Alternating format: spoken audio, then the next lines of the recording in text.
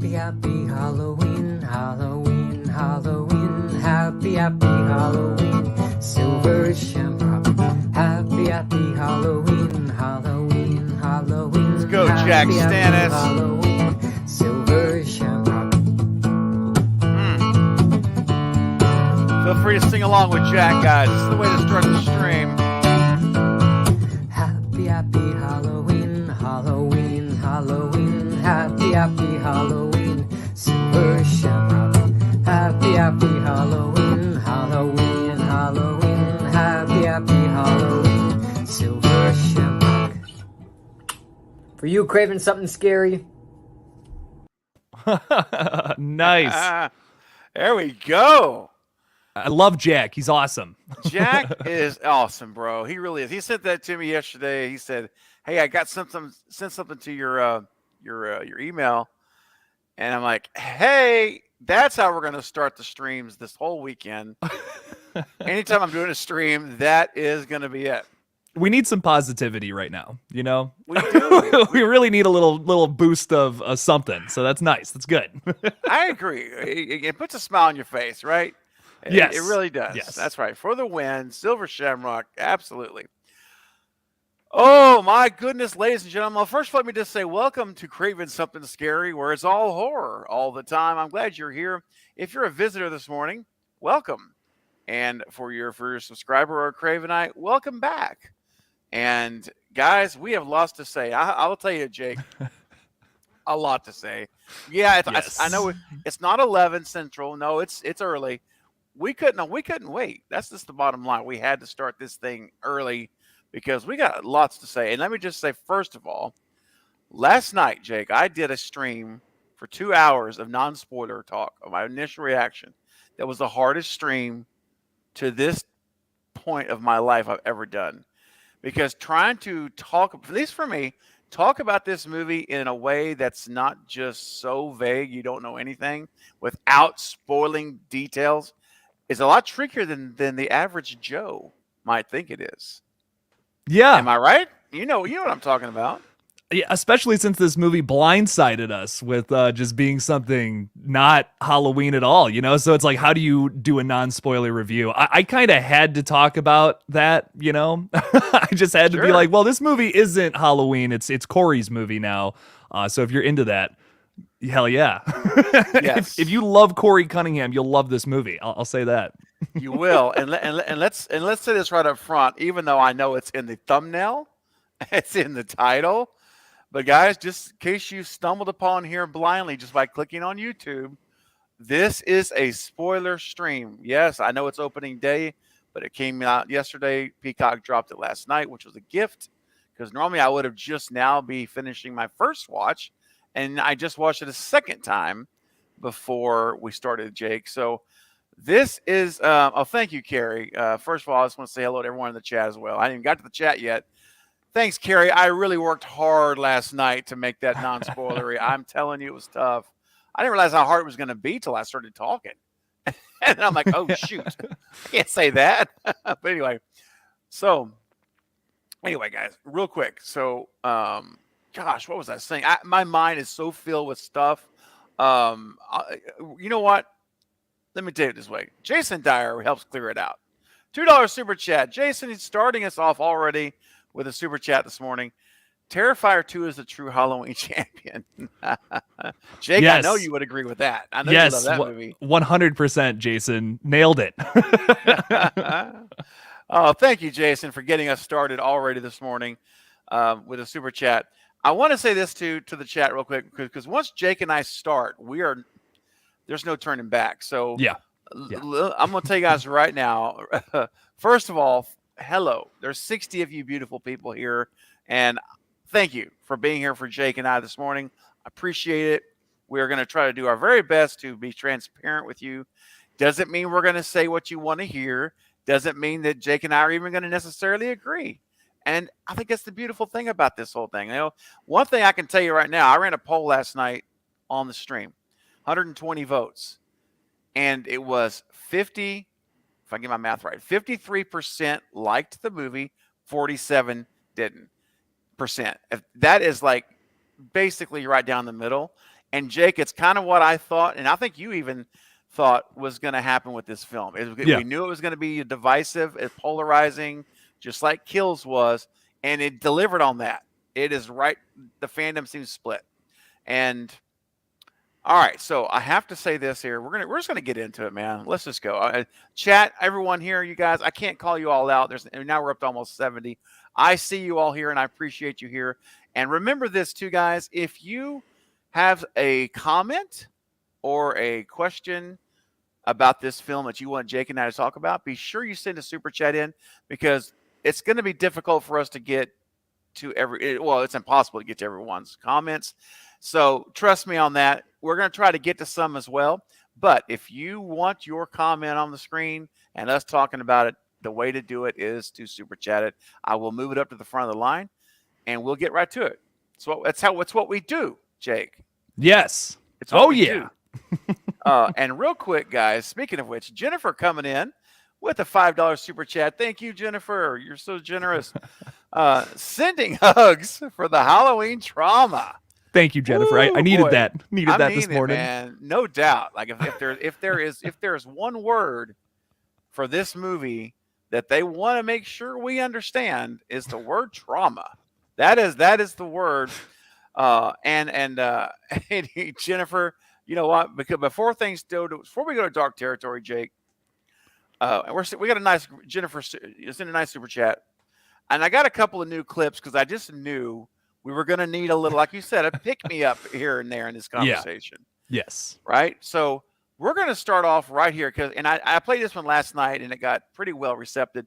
In this, and guys, again, this is spoiler talk. All right. Again, I'm not going to say it anymore. This is spoiler talk. I'm taking off the filters. It's all coming out.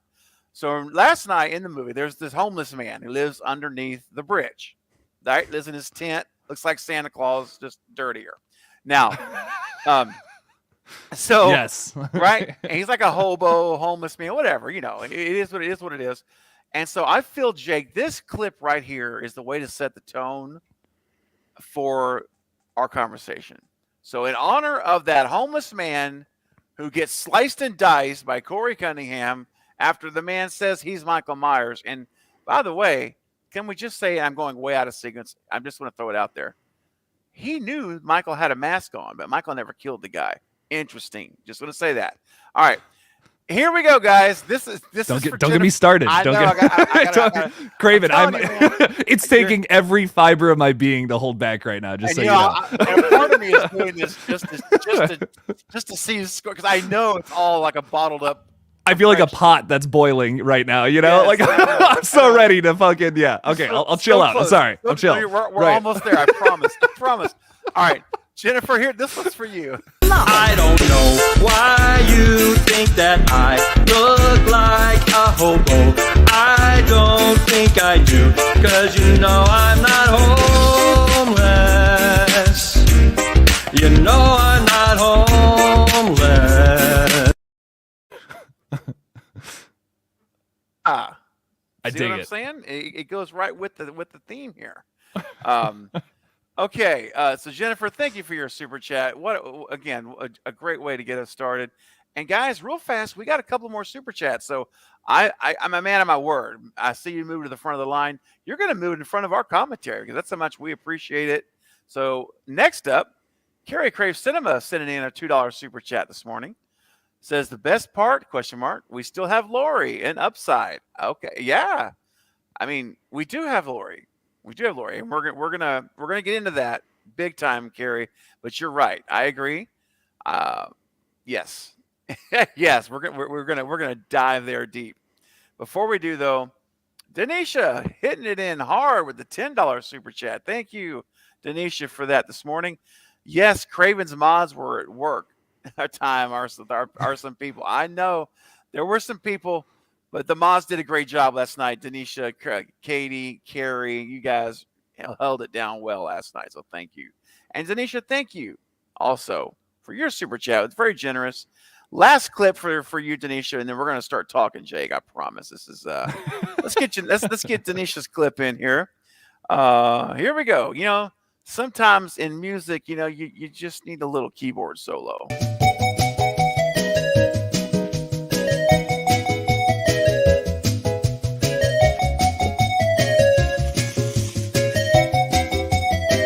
Oh, wugga, wugga, wugga. Yeah. Where do you get these clips? What the heck?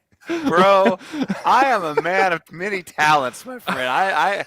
No, honestly, I can thank my amazing community. So Brett James Bishop has sent me some of these clips out, and Brett is the one who's got the finder's eye because he can find this stuff, man. And Hell yeah. love it. I love it. And trust me, as the guys, So bizarre. it's I so love it. bizarre. And as more super chats come in, I've got more clips. So don't worry.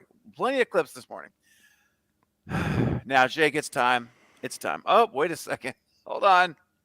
Jason Dyer coming in with a $5 super chat. I see what's happening here. They're just going to keep super chatting us so we can never talk about the movie. I love it. I was so excited when Jake. Oh, I was too. Jason, you beat me to it. You can't say this. I can't even tell you how many people messaged me about this. They're like, dude, the rats were right there. He didn't. Come on. He didn't bite into him. There. Honestly, you know what I thought, Jake? Honestly, this is God's honest truth. When I watched that movie the first time last night and I saw those rats, I said, Jake's going to get his wish. It's going to happen. Like, it's actually going to happen. I was like, come on. And of course, it didn't happen. We didn't see him eat a rat. But I think they showed us enough to know that that's probably his main meal. It was implied. It was okay. Implied. It was implied. Sure. Yeah. Agreed. Yeah. So Jason says, I was so excited for Jake when the rats showed up. Best part of the movie was Sheriff Barker. Jason, how did I know you were going to be talking about Sheriff Barker this morning? His shot was awesome. His one shot. Man. It was great. His one shot getting out of the car, and they're all the deputies are like, well, this is not how we do it. It is tonight. That was his moment. Oh, okay. Yeah. Yep. Sorry. Had to let it out. I do trust me. I get it. I'm glad Myers made a cameo in his movie. Dude. Jason is hitting it on all cylinders right here, buddy. Thank you so much, Jason, for your super chat. And also, wow, you guys are being so generous this morning. Gage coming in with a $2 super chat. I feel like Jake. Give me Jake. Give it to me. Yeah, that's my feelings. That's my review of ends. That's it. let me just tell you, before we even get into, we really hadn't even started. I gotta say this though, the Lethal Collective today. Man. Oh my God. I can't wait. Dude, I've been texting Knight. Like, I texted him at like 2 a.m. last night, and I'm like, did you see it yet? Like, I need to know.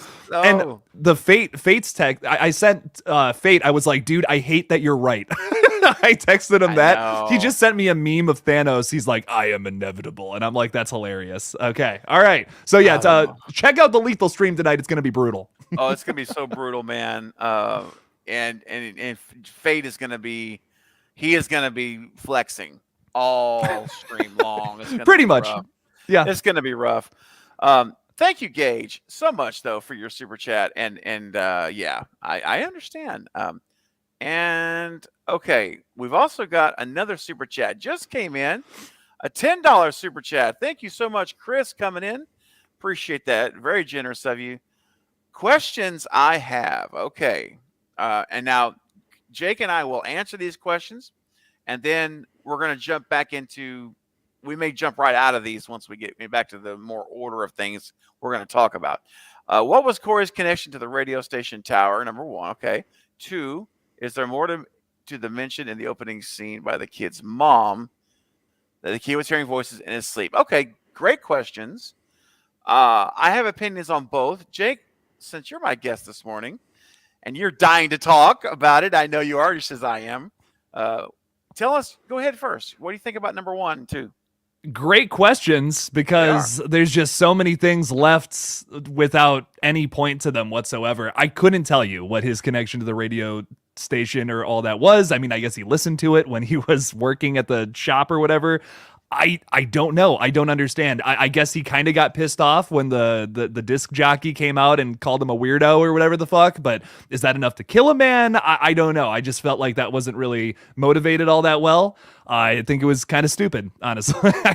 I don't understand what all the setup about the radio tower was. Why was that scene so important in Halloween Kills for just to set up a kill for this movie? Is that where all of that was going? Like I so many questions. Was that supposed to be something bigger, but they nerfed it? I don't know. I genuinely have no idea what the point of that whole scene was.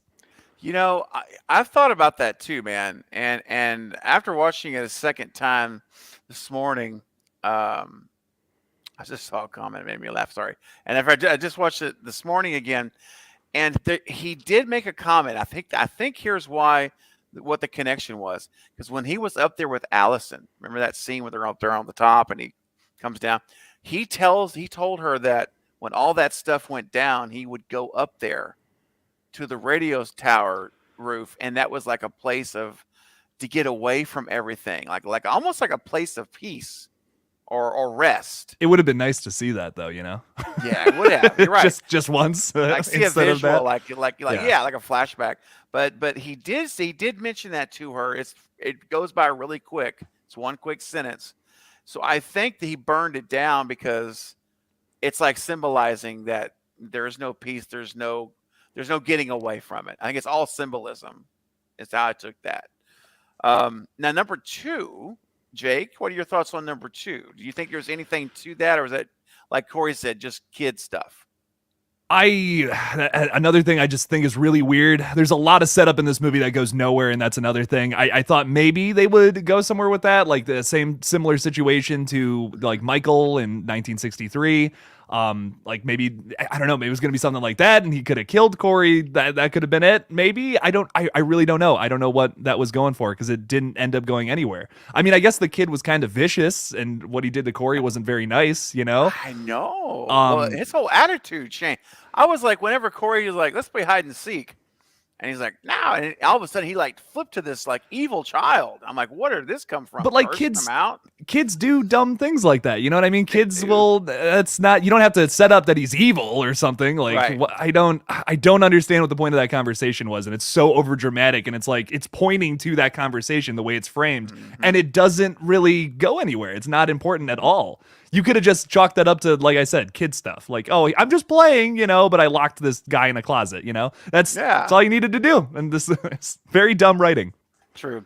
Yeah, I wasn't a fan of that part of the dialogue of that whole scene, that section there. As far as the voices go, Chris, I'm with Jake. I don't know, but I don't think there was like, you know, like a Jamie Lloyd type situation where, or remember in Halloween 4 or 5 when, I think it's 5, I don't know, whatever. So one where the boys hearing the voices. Yeah. You know what I'm saying? I think it's 6. Yeah. That's Curse, right? I think that's Curse. Whenever he's like, kill for him. You know, he's like, ah! You know, the whole thing. Yeah. You know what I'm talking about. I don't think it was I just like the way you did that. That was great. That was awesome. Like Ah! Yeah. I like that. So anyway, yeah. So Chris, I hope that answers your questions, man. They were great questions. Thank you for your generous super chat. Really does help the channel out, guys, immensely, and much appreciated. All right, let's see, guys. Look, we got about 90 people here, so let's take a look, Jake. How many thumbs up do you think we have right now? How many likes do you think we got? Take a shot. Take a guess. Oh geez. I'm gonna say we're in like the 48. Just random number. 48. Oh, 48. Let's take a look. We're at 59 likes right now with like 80, which is not bad. I was close. You were actually pretty close. But guys, we could do better. Let's get to 80 right now. We gotta hit 100. Right? We got it. Yeah. Triple digits. People. Come on, guys. We can hit 100 likes on this stream. We should do like 120, 130. But let's go for 100. Let's start there. All right? Heck guys, yeah. Listen. And Jake, why is it important that they hit that thumbs up button? What does it do for this stream? How does it help us? It throws it into the algorithm a little more, and then more people get to join in on the fun. So go ahead, give that nasty old like button a tap. Smash it like a crusty old Myers mask. Oh. Yeah, smash it like how much you want to punch Corey Cunningham in the face. Oh man, let me just. There's so much to be said. Cam TV coming in with a $2 super chat. Thank you so much, Cam. Now, Cam says, I loved it. I like that it's different and the ending. Hey, man, that's awesome. All the power to you. Absolutely. And I said this last night. I said, the more people that love this movie, the better, because I want more Halloween movies. I want more slasher horror movies in general. So I applaud you, and it's totally okay. And that's the other thing too, guys. And I'm just going to say this up front because we now have clipped over 90 people, so we got a lot of people here. I want to say this: number one, your opinion is great and it's respected here. I ask that we're going to respect your view, whether you loved it, if you hated it, or if you're in the middle. But I ask you, as a guest here on my channel, in the chat, that you respect everyone else's view also, okay? And that means it could be very different than yours, and that's okay.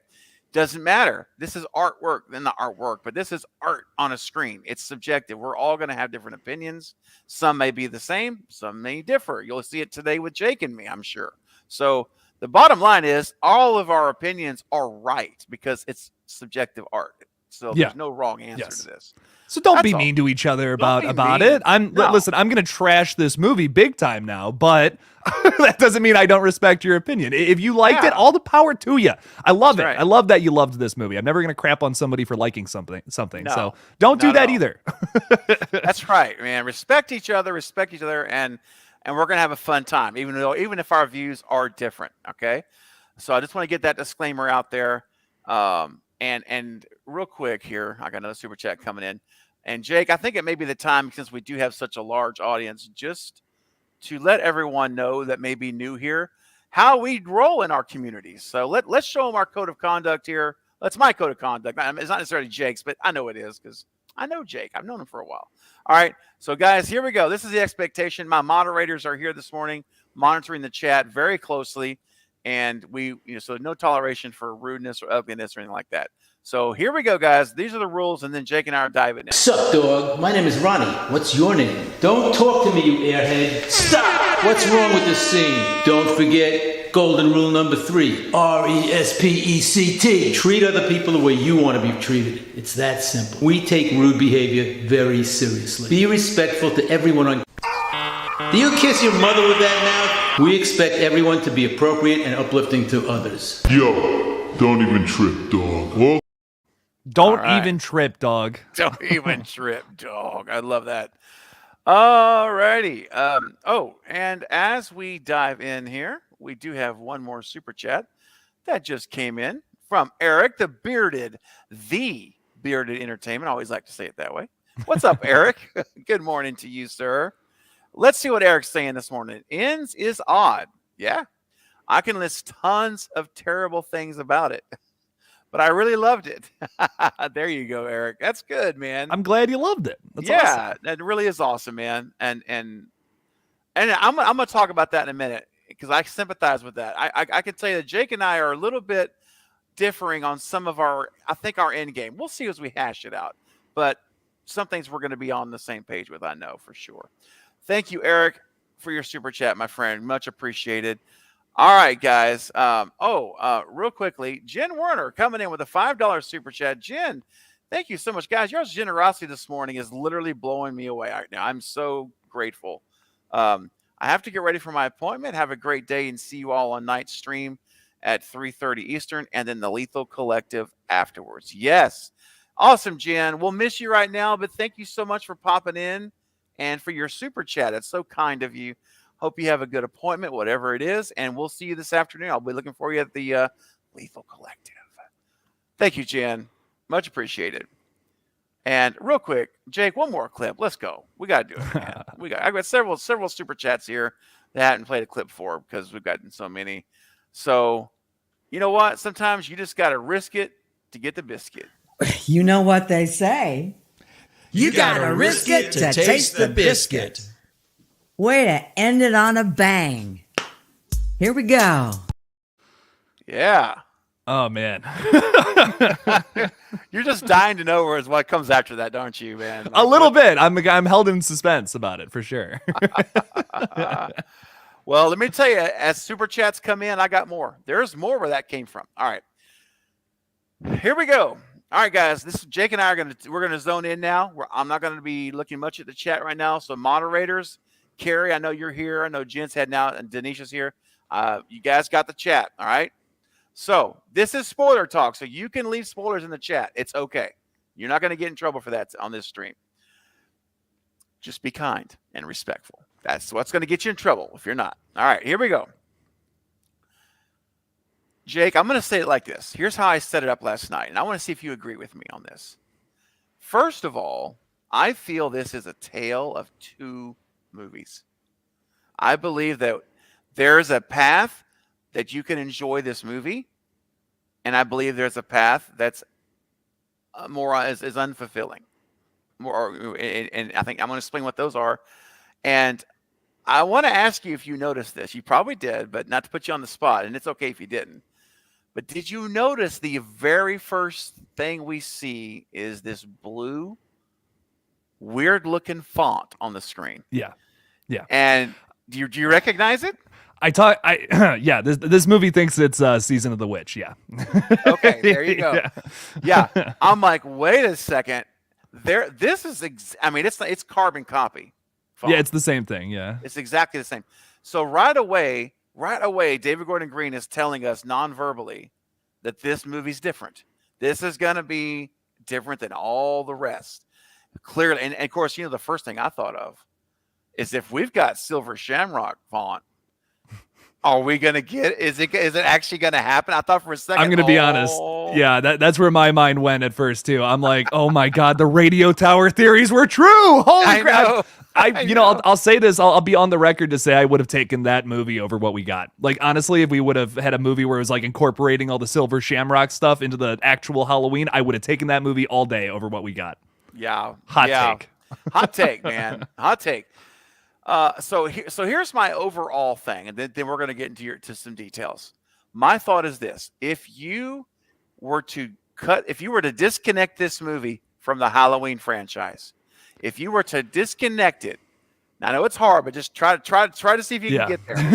Yeah. If it's hard to do that, but if you could disconnect it from the mythology of Michael Myers, and it's just a new movie, put a title on this, anything you want. It's just this new slasher movie that's about this kid who gets bullied and misunderstood, and there's a legend in town of this guy that killed, and now he's dead, but he's really not dead. He's living in the sewer, and this kid finds him. Stay with me. He finds him, and there's this exchange of this evil with the eyes, which I totally said was going to happen, by the way, for weeks.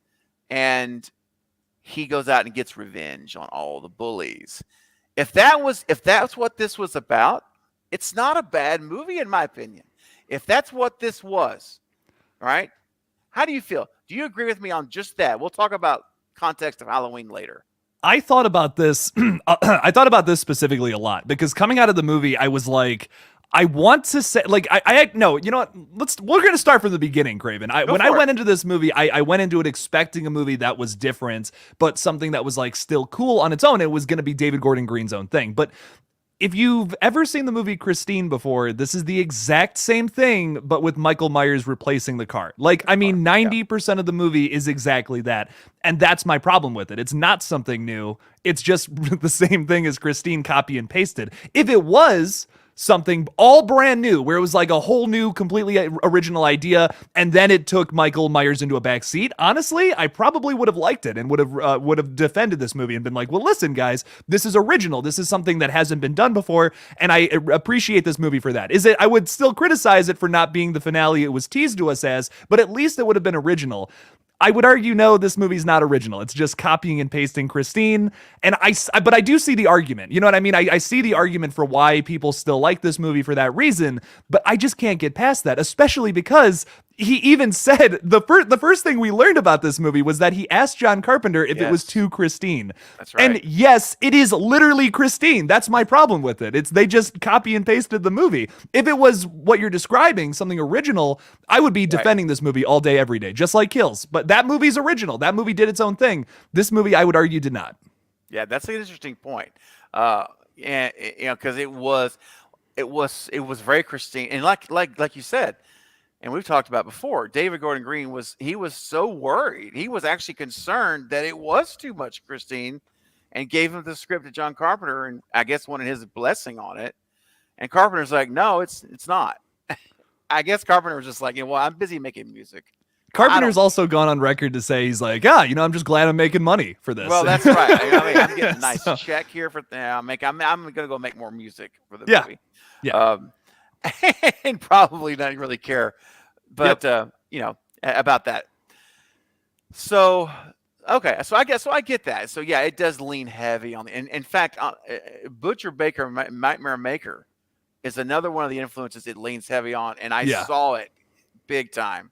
In terms of, are you familiar with the movie? Just want to make sure. I didn't finish it, but I ended up starting it. But I totally see where you're coming from. Yes. How the aunt is so possessive of the. Oh my God. The nephew. Taken right from that movie into here. Yes, sure. there it is. That is Corey and Allison.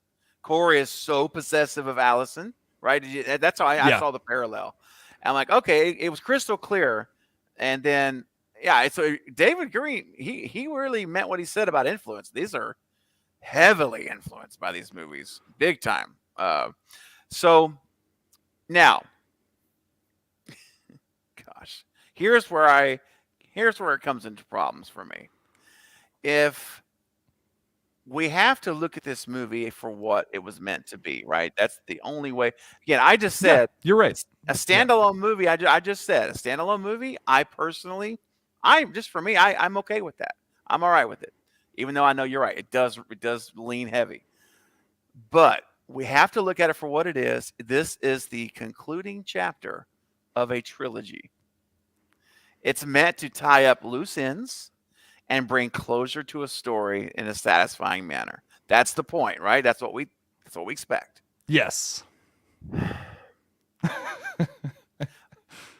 Okay, Jake, you've heard me say this before, and back me up on this. I know you've heard this. I have voiced over and over and over on the collective and that I'm nervous about introducing a new lead character, remember, into a trilogy, into the final act, in the third act. That scared me from the beginning when I found out about this Corey guy. And honestly, this is not a Michael Myers movie. Guys, this is not. This is a Corey Cunningham story, love story with Allison movie for the first hour, at least hour 10 minutes, hour 15 minutes, maybe. It's so out of character for Allison too. Like I'm sorry, I didn't mean to cut you off, but I mean, that's the thing that honestly the thing that I'm the most upset about. It's the fact that the characters are so not themselves from the past movies. And I didn't really get into this in my review. I wanted to get into this on my stream tonight at 7:00. Shameless plug. But absolutely. That was a big problem I had with this movie too, was the characters felt so off, and I'm not blaming the performers at all. I think it's 100% the direction of this movie. Because that's a big thing about performing in movies. You can't tell what it looks like from the outside all the time. Even if you're a very seasoned veteran actress or actor, it's gonna, no matter what, if the director's not good, it's gonna come off as off as when the performance is actually shown. And Laurie and Allison are so off in this movie. I'm not a fan of it at all. Allison kind of was like this badass in the last two movies. She was turning into our new final girl, and she is just a dumb love interest in this movie. And that is it. That is the extent of her character. To minimalize her like that, going from like basically the lead character to what they wrote her in here, it's such a that's the biggest disappointment of the whole thing. Like it's just not the same character like how we saw her from in the last two movies. Rants. No, brother, you and I we're locked in. One of the things I said last night about Allison was she was so starkly different. I mean, who was this person? Like, I don't recognize her from the first two movies. And I get it's been 4 years and she went through a lot of trauma. There's the trauma word. She went through I get all of those things. I really do. But okay, no, she's like someone it's like an invasion of the body snatchers or something here. There's some type of, this is not her. It's just, and she's so, I'm like, how is she just falling all over Corey as if she's been like attracted to him for years? It's like she's just They did met- not build up that at all. Like, and then all of a No. sudden they are in love. They're star-crossed Yeah. lovers and all that. It's like, what? Yes. What is happening right now? Right, Ugh. absolutely. Real quick, Million says, I haven't seen it yet. I'm just stopping to shout out and give you a like. Thank you, Million. Later, everybody. Take care. And that's what I'm talking about, guys. Just coming in to like the stream to help us out. So, guys, if you could hit that thumbs up button. We're at like 115 people here, and we're at 85 likes. Let's get it. We should be at 110 by now. So, if you would please smash that thumbs up button. Takes 2 seconds. Helps the stream get out to more people right now. Okay. Yeah, man. Allison is, again, I want to say this. Anything I say, and Jake, I think I can speak for you safely on this too. Anything we say regarding criticizing the characters is not criticizing the actors. Yeah, 100%. 100%. Because we've seen them give good performances before in the past. So, like Yes. once again, that's why I said this earlier, but I mean it when I say I blame the director when a performance is off from a good actress. Like, I've seen Andi Matichak in other things, too, where she's awesome. Same, and obviously with Jamie Lee Curtis. She's an amazing, super versatile actress. Oh, yeah. Who, like, her best role, in my opinion, this year was Everything Everywhere All at Once. If you guys saw that movie, she's amazing in that. And here she's so off. She is just not Laurie Strode. She's a brand new character. She actually feels like she's playing herself opposed to Laurie Strode. Like, does that does that make any sense? Like, I feel like it's it just does. Jamie Lee Curtis in this movie, you know? Yeah, she's so different. Someone asked me last night if I felt that this version of Laurie was as meek as the 78 version. And I had to think about that for a second. So that's an interesting question because she's lost all of the fire from 18. It's not there anymore. And I get that some of that's on purpose because she's trying to move on. But she is ultra meek, dude. I mean, when she walks out of that grocery store, I mean, that scene, I watched it again this morning. And when she walks out and she's happy because she just talked to Hawkins, which we're going to get to him. Dude, we got so much stuff to get to. Anyway, so she walks in the parking lot and then that lady stops her and is like, why are you smiling about? What did you buy in the store? And of course there was the lady which, hey, God bless her for surviving, but I don't know how she survived that light bulb to the foot, but she did somehow. What was the point of that, too? What was the point of that scene? Yeah, I don't get it. She can't talk, so somehow she's lost her voice, and then all that scene. You know what that scene was for, Jake? Is what Jamie Lee said we were going to be angry for, is that because the movie's going to tell us we're monsters. And that was a scene that ticked me off because Laurie's trying to move on, and then here's this woman accusing Laurie of causing her sister or whatever, to Michael to hear. And then Laurie goes to her car in tears, but the worst part was Laurie didn't even speak up for herself. She didn't say, she took it like you're the blame for this. You're the one to blame. And then I'm like, the Laurie Strode from 18 and Kills would have had a lot more fire in her. And she was I felt like she was a whipping post a bit as far as the community, right? Does that make sense? I don't know. Did you feel that way or no? I agree with that, and I actually don't hate that element to it. Like, it makes sense. Yeah. It's logical that some people would blame her or just want to blame something because there's no physical presence of Michael Myers, so they want to blame something. That I understand that, but bringing Sandra back, like, I almost feel like the only reason they do that was just to piss off James A. Janice, who does the kill count. Like, just to be like, oh yeah, actually she didn't die. Now you got to go back and do that. I feel like that's the only reason they did. There was no point to do that. You could have just had that character show up and be like, my sister is dead because of you. That's all you needed to do. All you needed to do. You didn't have to, like, I feel like the only point of that was just to be like, hey, remember this character from the last movie? That was pretty cool, right? Like, I just don't understand. There's no other point to it besides that. No, there's not. It was, again, this is to me all about trying to drive home the point of victim shaming. And that's something that JLC said is going to be a big part of the movie, was victim shaming, and how, the community and others can, well, she even said in her interview the other day, she said, is Michael really evil or are we culpable in that? I'm like, wait a second, this is Halloween. This is Michael Myers. What are we doing? Anyway, all right. So that scene bugged me because I felt Lori was very meek in the movie, but she had her moments now. Don't get me wrong. Whenever we had the confrontation with Corey and with Michael, hey man, now we're getting into what I feel the better parts of the film. Obviously, the climax. But let me ask you this: overall, it seemed to me that they took their time with Corey and Allison's story. They really they were invested in this romance and this bully retaliation. Yeah, it's the whole movie. Yeah, it's the whole movie. And then all of a sudden, it's like someone in the room said, "Hey, you know what, guys? We got this dude in the sewer over here. We need to do something with him." With Lori. We forgot about Michael. Yeah, God, we got to throw him in there. Get him in there quickly. Just hurry up, write him in, and then someone pushed the fast forward button, Jake. And I felt like I was watching it in double speed. It was so fast. It was like, wait, slow down. We've been waiting for this for 3 movies. All right, this should be a 15, 20-minute climax of this film. And it was how long? 7 minutes, maybe? Maybe. Not 7 even. minutes. Maybe not even that. I mean, the entire town pretty much came after Michael. I'm sorry, just real quick. I want to go on a rant about just specifically Michael Myers' representation in this movie, which I will go on record to say it is by far the worst representation of the character in any of these movies.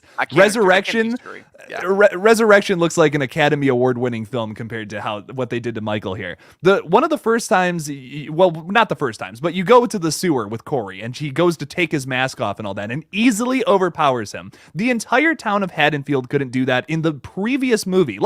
I would maybe excuse it if that was Halloween 2018 where that happened, but it was literally the cliffhanger from the last movie leading into this. How do you make that mistake? You just came off of that movie, and now you have this 20-something taking off his mask, overpowering him, making him look like a little bitch. Excuse my French. But not only that, Laurie Strode defeats him after making it unbelievably clear she's not ready for him. And like you said earlier, Craven, she doesn't have that fire in her anymore. No. She's kind of a completely different character. She's way laid back now. She's so much more chill. She's celebrating Halloween for some reason, which I still don't think makes any sense. No. And now just takes out Michael Myers effortlessly, like it was nothing. What was even the point? You should have, honestly, I just feel like you should have completely taken Michael out of this movie and maybe it would have been better. And I know that's a hot take too, but what the fuck was the point of that? That was so not satisfying and so underwhelming. That was the worst ending we could have gotten to this whole thing because of how much of a non-antagonist Michael Myers was in this movie. Oh yeah. Michael Myers was, honestly, guys, this is my biggest problem. There's problems in a lot of places, and we're going to get to some of that, but even more of that. And by the way, I just want to say hello. We got 140 people in the live stream. So welcome everyone just coming into the stream. Appreciate you being here. If you've not hit that thumbs up button, please do while you're here. It would greatly help the stream, and it will help other people find it just like you found it right now coming in. So we greatly appreciate it. Also, super chats do get to the front of the line, guys. And I do see I've got some super chats. So let me just comment on Jake's reply to Jake here, and then I've got some super chats to get to. So, oh man, Michael really was an observer in this movie. He was at best. He was he like I said last night. I said he's a character in the movie, but this is not Michael's movie. He's not. And that's the most disappointing part of it, I think, for me, because after coming off Kills, oh my gosh, where he is the focal, he is just destroying people. He is and then we get this and do I need? Oh man, there's so much I want to say. It's all just bubbling over. The comments you just made was spot on. I agree with everything. When Corey goes in there, he says, there's something I need to do or need to get. And he goes in there and he's wrestling and we can't see it close. They're keeping it far off. He wrestles Michael and beats him. He knocks him down like a punk, dude. It's an awful scene. It's terrible. It makes it just does not make any sense. You can't tell me that makes sense. No. I don't know. No, I'm like, you can't do that. You can't throw Michael Myers down like a punk and rip his mask off and that's terrible. This is terrible for the mythology of Michael Myers. When we're talking about looking at this film historically, the way Michael was treated is inexcusable. And I just watched it a second time, and I'm telling you right now, my opinions have gotten even more solidified on this point because we've seen a lot of Halloween sequels that, some were better than others, obviously. But to your point, man, never has he been disrespected this way. The mythology of Michael Myers was thrown out the window. And then when he killed the Mulaney bro, the sheriff, the ex-boyfriend, right? When he's in the sewer and he's stabbing him, do you see first of all how he's like, oh, like he didn't make sound, but he's like it looks like he's yeah. I can't think of the word, paralyzed or something. And he comes over and he stabs him, and then he starts to like this shaking, like he's getting new energies coming into him because he killed somebody. Did you notice that? Did you see that, dude? Yeah. Yes. Yeah. No. 100%. But what was the point? What was the point of that? Why was Michael just like, hey, this Corey guy's pretty cool? Why? Like, explain that. I just don't. I don't get it. And then, like, if they maybe would have talked a little more about how he has powers or something. There was something to him. Okay, but they just don't. There's nothing about that. There's just like, oh, there was this transference of power. I saw his eyes in Corey. Like, what do you mean? What do you mean by that? Like, I don't get it. I don't get it, man. I'm sorry. Yeah, no, I know. And I'm just, Michael was he was a shell of himself. Yeah. And in many ways.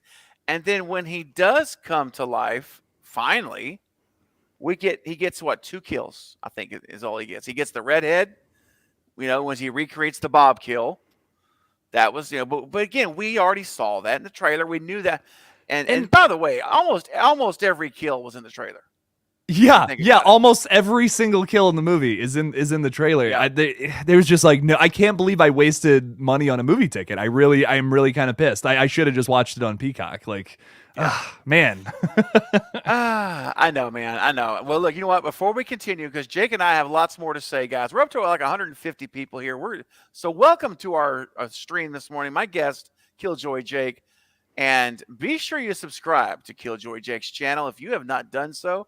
He is an amazing friend, great content creator, and he's a fellow brother of mine from the Lethal Collective, our joint channel together. And we'll be there, by the way, at 5 p.m. Central Time tonight, 6 p.m. Eastern. Be sure you come check us out for more Halloween Ends talk with the other half of the collective, Fate Decided in the Night Watch Zone. But subscribe to Killjoy Jake. And Carrie, if you wouldn't mind, please putting a link to his channel in the chat, I would greatly appreciate it, so that you guys can just click that and subscribe. All right, let's hit these super chats, guys. If you want your question and comment to ensure we get to your question or comment, I should say, please do submit your super chats. They go to the front of the line, and they greatly support the channel and help us out, and I really appreciate it. Okie dokie. One second here. There we go. Sorry.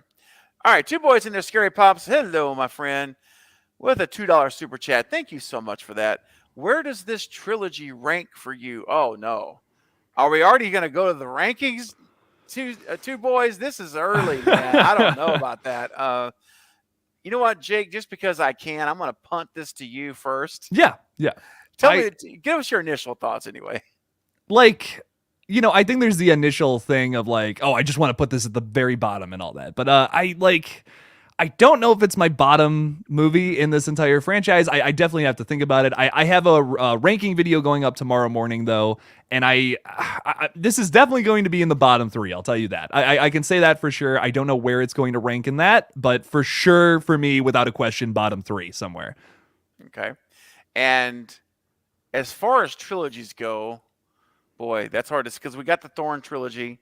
We've got the zombie. It's not really a trilogy. We got 2 movies, but they go together. I don't know. Right. And the thing about this trilogy is that 18 is a fantastic movie. Yeah. In my opinion. 18 is so good. And Craven, to that point, that's why I think I'm so disappointed with this film. Is it's like these filmmakers can put out a good Halloween movie, they just kind of chose not to with this film. True. And another thing, I'm so sorry, and then I'll let you go. I swear to God, I just wanted to get this out. I promise I'm not this negative all the time. You're just on movies where I just feel like the only time I'm this negative is when I feel like a film is lazy. Like if you were put in a position where you got millions of dollars to make a movie and you just kind of said fuck it. That's when I will just dog on a film and go crazy. Like pretty much every other time I'm going to defend something if it didn't turn out the right way or whatever. Like if there was clear passion behind it, cool, but I just can't see that argument for this film personally. Yeah. Yep. I understand where you're coming from. I do. I do get it. And you know, again, I when I watched it this morning a second time, man, again, not to repeat myself too much, but I guess I am. If I just pretend it's not a Halloween movie, I do enjoy it quite a bit. I admit, I really do. And again, I think that the performance we talked about a minute ago, the actors performed their characters extremely well. It's just the question becomes is the characters themselves don't make some of them don't make a lot of sense. I agree with that with Corey. Like I think Rowan Campbell would have played a really Yeah. good Arnie Cunningham in a Christine remake. He's Yes. proven that to me with this film for sure. Yes. He really did. He honestly, I mean, he's even named Cunningham, which is funny. Dude, I It's the know. same last name, which cracks me up, man. Thank you, two boys, for your super chat. That's a tough one, man. But I think as time moves on, it'll get a little easier to rank the trilogy. But what saves the trilogy is 18 and Kills for me. Yeah, I That's agree. I it. love both of those films a lot. And I know Kills is divisive too, but it's still It a is. Halloween movie at the end of the day, you know? Oh yeah, I mean, after you see this movie, let me tell you what. If it makes you realize how much Kills really is a Michael Myers movie. That is like he is on front and center. It's on almost stage. like if they would have balanced those movies where it was like just put a little more Michael in Ends and a little less Michael in Kills. I feel like this Yes. trilogy would have been almost perfect. Like Yeah. oddly enough, you balance that out a little better. There you go. Okay. You know, that's a good point. And it's something else too, man. And by the way, guys, keep sending your super chats in. I do see them. We're about to go through them all. Thank you guys so much for your generosity this morning on this Halloween Ends. I don't know what you call it. Just Halloween Ends Day, I guess. I don't know. I can't think of anything better. You know, man, boy. There's just so much that can be said for this film, and it's just a shame that I know I'm a little bit at a loss of words, guys. Sorry. The cliche or the expectation for a lot of trilogies is that you start high and then they get weaker as they go. And I was so hopeful that this would break that tradition, if you will, of a lot of trilogies. Not all trilogies. I was too, and I completely agree. I Yeah. was really expecting the final one to be kind of a bit of a bigger punch for sure. Yes. I didn't have like high expectations for this one, you know, but I was kind of like, I still think it's going to be good and different, but purposeful. And this one just I didn't feel that purpose. Agreed. Yeah. Like I say, it felt like two movies. I was watching. It felt like like we said earlier, someone really wanted to write this love story about a bully, but they had to fit Michael Myers into it somehow. It's almost like the studio said, you know what, I'll let you make your love story about a bully if you include Michael Myers somewhere and Laurie Strode. That's kind of what it felt like. Yolanda coming in with a $5 super chat. Yolanda, thank you for your generous support. I don't see a comment here, so if you have a comment you'd like to for us to talk about, please put it in the chat now. I would greatly appreciate it, and I will look for it right now if you would do that. And if you're not, then thank you. Just thank you for your super chat and your support. Much appreciated. Let's see. Jason Dyer coming in with a $5 super chat. Haddonfield had so many horrible people. Maybe Myers is the good guy? Hey, Mikey, looking for like some Iron Ladies meatloaf. Needs Sheriff Barker clip. Oh, man. Okay, you know what? I need to get the Sheriff Barker clip where he says that it is tonight. I got to get him getting out of the car and having that whole scene. That needs to happen. Jason, there are a lot of hard people there, but I love the Iron Lady. Unfortunately, I didn't see Iron Lady anywhere. Man, I was hoping to see her walking out there, and dude, just totally random. But you know, we saw that track listing for the soundtrack, and we saw the procession. Yeah. And you and I talked before on the collective about, is it Hawkins, police death, or is it funeral procession for Allison? Dude, who would have ever thought the procession was for a dead Michael Myers, and the whole town is following this car caravan to the junkyard? Because that would fly. That would totally fly. Yeah. Yeah. I don't know. And here's another thing. How did the town know about it? The DJ's dead. The radio station's on fire. So they couldn't have made an announcement there. That would have been perfect. You know what I mean? It's like, that's why the radio tower has been set up this whole time. Because that's the guy who's going to get this whole thing together. And the whole thing together and do the ending. It would have made sense. That must have just went over the writers' heads. I guess so, man. Because somehow the town found out in 5 minutes that this was happening. I mean, I know there's cell phones. I know people. That's a lot of people to call. All right. That's all I'm saying. So anyway, whatever. It is what it is. And by the way, that was a reshoot. So there were like 3 endings for this movie. Now, I don't know what they all were, but I know one ending. It is an alternate. It was in one of the test screenings, and it scored low. And I understand why it scored low, but I think it would have been a better ending. And it would have been a darker ending to the movie. And we're going to get into that. Jake, can I assign you a responsibility for me? Absolutely. Of course. When I get through these super chats, will you remind me to talk about the alternate ending, please? Yes, of course. I can remember. I will not remember that. Okay. So Jason, thank you for your super chat. As always, my friend. Love it. Now, Bearded, Eric's coming in with a $2 super chat, and he makes a great point. Now, if you guys are familiar with Eric here on the channel, you already know he's very astute student investigator, very detail analytical. And so he broke this down. So Michael is only in the film. Now, I haven't verified this, just so I say this is not me, but this is Eric, and I trust him. Michael's only in the film for 3 minutes and 40 seconds before the third act. And his total screen time is 10 minutes and 5 seconds with it. Jake, this movie's an hour and 51 minutes long. And we have the focus of the entire franchise in the film for 10 minutes. I have a problem with that, dude. This should have been 90 minutes, no more.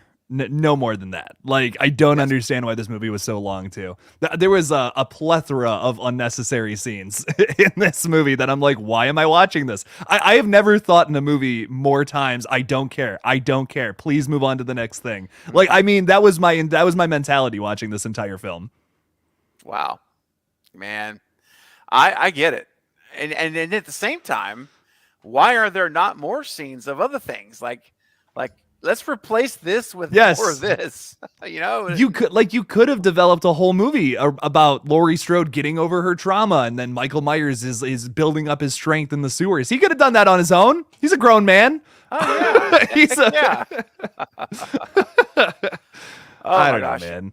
Hey, I gotta say real quick too. I shot him 6 times. Marcus is a great supporter of the channel. Today is his 6-month anniversary of being a channel member. That is incredible. So, Marcus, thank you, my friend, for being a channel member, a Cravenite here, supporting this channel every month. And he has a special message you get to do in your anniversary. And I can't put it on the screen. Unfortunately, StreamYard doesn't show it, but I'll read it out to you guys. So it says, the more it sets in, the more I'm annoyed by how he did Michael. The performance by Rowan was good, but it's like I'm watching Christine all over again, just with Arnie wearing the Michael Myers mask while driving Christine. I can't dispute that. I mean, Jake and I even mentioned that earlier, how much, this really is a Christine film. If you've never seen Christine, then you wouldn't make the connection. Okay. And he admitted it was too, which was, like we talked about. But Marcus, I just wanted to read that because my buddy, I appreciate you so much and your support Again, we just to echo. I want to echo again for those coming in at 150 people. We're still going in and out. I want you guys to know that we fully appreciate the acting performances. Like I never felt like an actor missed the ball. Like, oh, that was terrible. That was stiff. None of that. The acting was great. Just the character writing is what I call into question for a lot of this. That's the big thing. Yeah. Eric, thank you, buddy. Also, guys, we got a couple more super chats to get to here. Locked is coming in with their timeline. Thank you, Locked, with the $5 super chat. Timelines. Number 1, H2O, excluding Resurrection. Yes. Number 2, the Halloween 18 timeline. Yep. I mean, 2 out of 3 movies, Jake, as we talked about. I mean, when it comes to horror sequels, and we're at the 13th movie of a franchise, is 2 out of 3 really that bad? I mean, I mean, you got a good point. I mean, this is like a Halloween 11, 12, and 13, and 2 of them, in my opinion, were good. So, I mean, that's pretty impressive to be a little more optimistic. Yeah. No, I'll give you that. Yeah. That's why this trilogy is going to have to rank super high for me because of that. You know, it will. Number 3, Locked has the zombie timeline, and then finally number 4, the Thorn timeline. All right, that's a good lineup. Even the Thorn trilogy, man. I like 4 and Curse personally. I really like those movies. I think they're fun. But yeah, it's almost like every timeline has like one stinker that kind of makes it crap. You know, that's the unfortunate thing about it. It's like almost like a tradition you have to do. I don't know what the deal is, but good timeline, Locked. And then we also have another super chat here that's come through from Gage. Thank you, Gage, for your $5 super chat this morning. Okay, Jeepers. Oh, this is going to be fun. I think I know the answer. I'll be surprised if I'm wrong. Jeepers Creepers Reborn or Halloween Ends, Jake. I really need to know also why. Okay, we'll get the second part. What's the first? Give me your answer, Jake. I think I know it.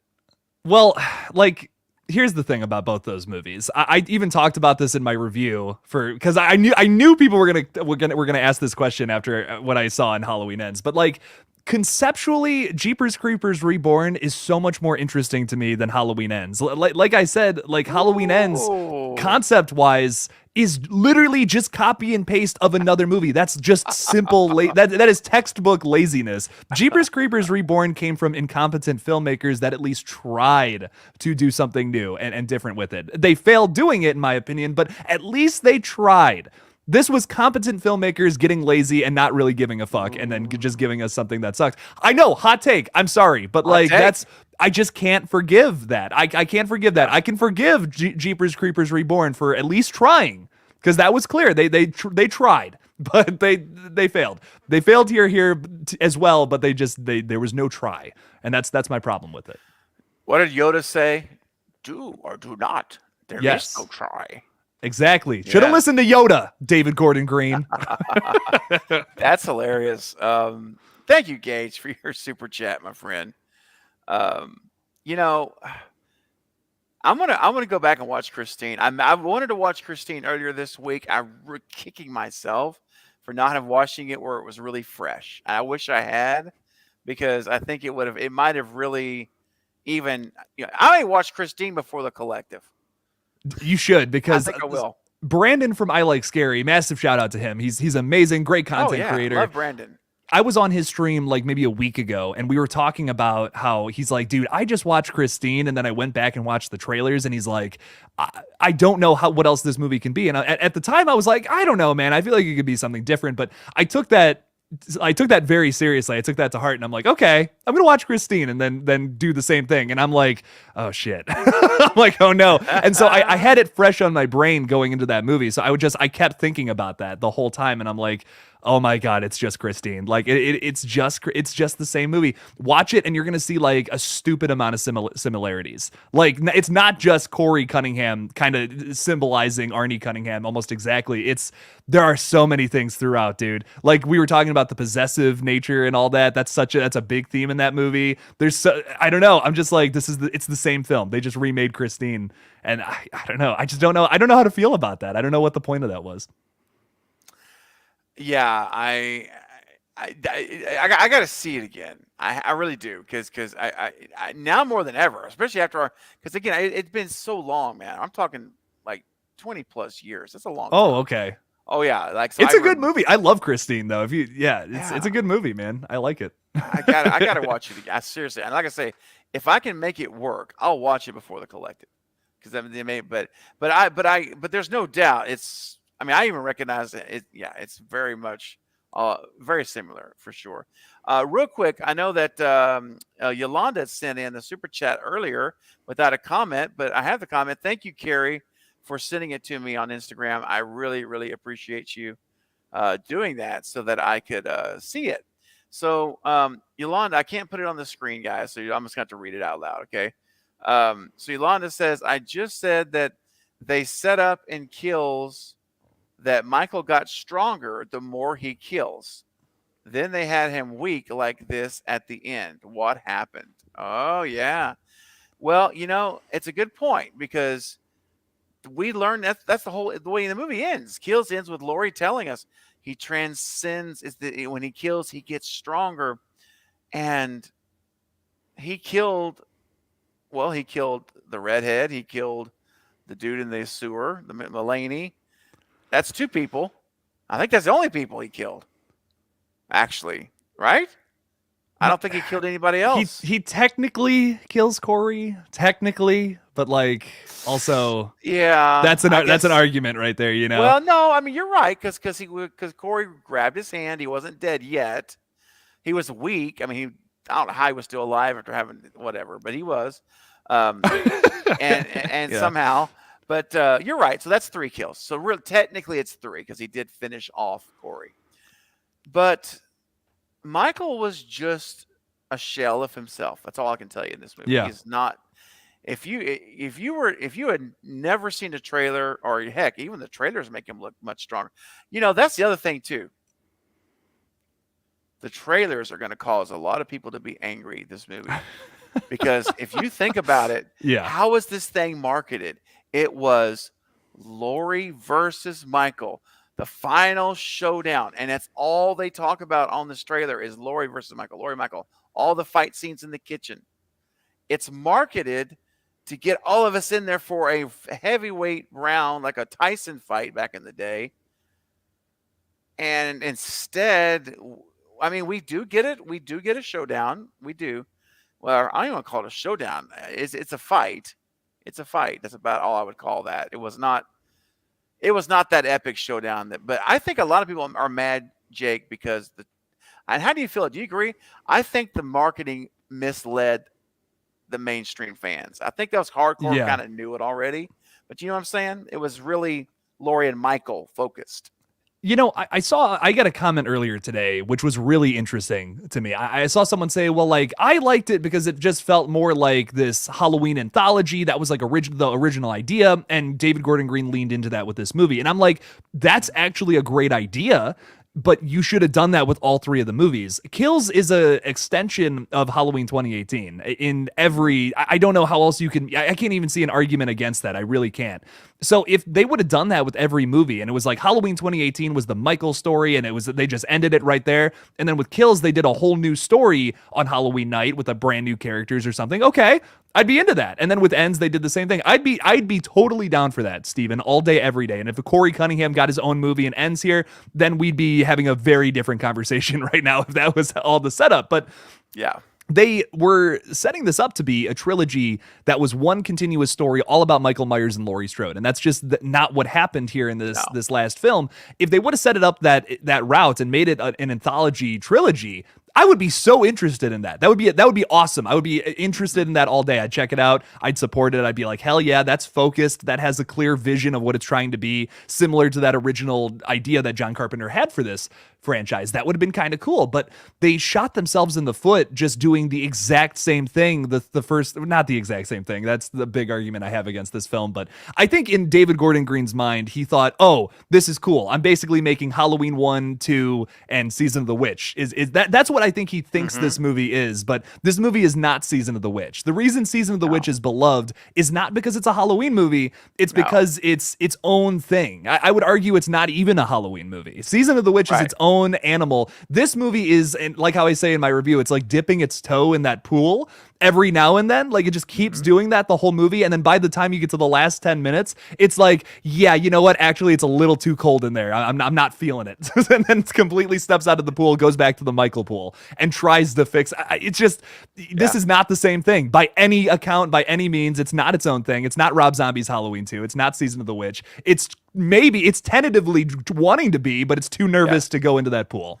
Yep. That's a great, man. What a great analogy. And I agree. I mean, you can use the font of Season of the Witch in the credits, and clearly that's what he was trying to tell us, but it's going to be different. But again, I really feel like it was, and they did bring more writers in, remember, because they and I don't know, David Gordon Green had like 3 other people writing. So it had 4 writers total, which is 4. That's just never a good sign either for any movie. No, it's not. And some of this may not be David Gordon Green. Some of this could be the studio saying, you know what, we're bringing those 2 other writers in to fix things and change things. And I will take back everything I've said about David Gordon Green if I find out there was major studio involvement. Right. But to me, how I'm taking this is he got the deal for The Exorcist while making this movie. So he was like, fuck it. Let's just get this over with. We're going to The Exorcist. Yeah, that's how this comes off to me. I feel like it's Game of Thrones season 8 all over again. The same thing happened with those people. They got a Star Wars movie and they're like, fuck Game of Thrones. We don't care about this. Let's move on to Star Wars. Hell yeah.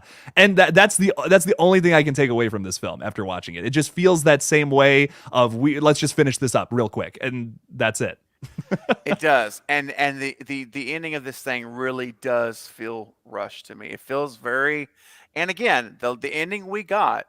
Oh, you know what? We're going to talk about that in a minute because you're going to remind me when I get through. Yeah, hey, Craven, remember to talk about the alternate endings. I'm serious. See, I got you. I remembered. I see that. Thank you, man. Thank you. Should I do it? Should I just go ahead and talk about it? And let's get into it. Let's do that. Guys, I see your super chats. I'm not ignoring you guys. I just want to get this out because it's important and there's so much to talk about. And your super chats are important to me also. So after I make this point, I will go back to the super chats and get everybody covered. So, just keep sending them in. I see them and I appreciate every single one of them. All right. So, okay, the endings. So basically, the ending that was on one of the test screens, I don't know how many, if there was 2 or 3 they did, but whatever. One of them is, and I think it scored really low and I understand why a mainstream audience would score this low. Because one of the things I talked about the other day with you is that the mainstream movie-going people, not us, everyone here, we're the hardcore. We're the diehards that are going to be there no matter what.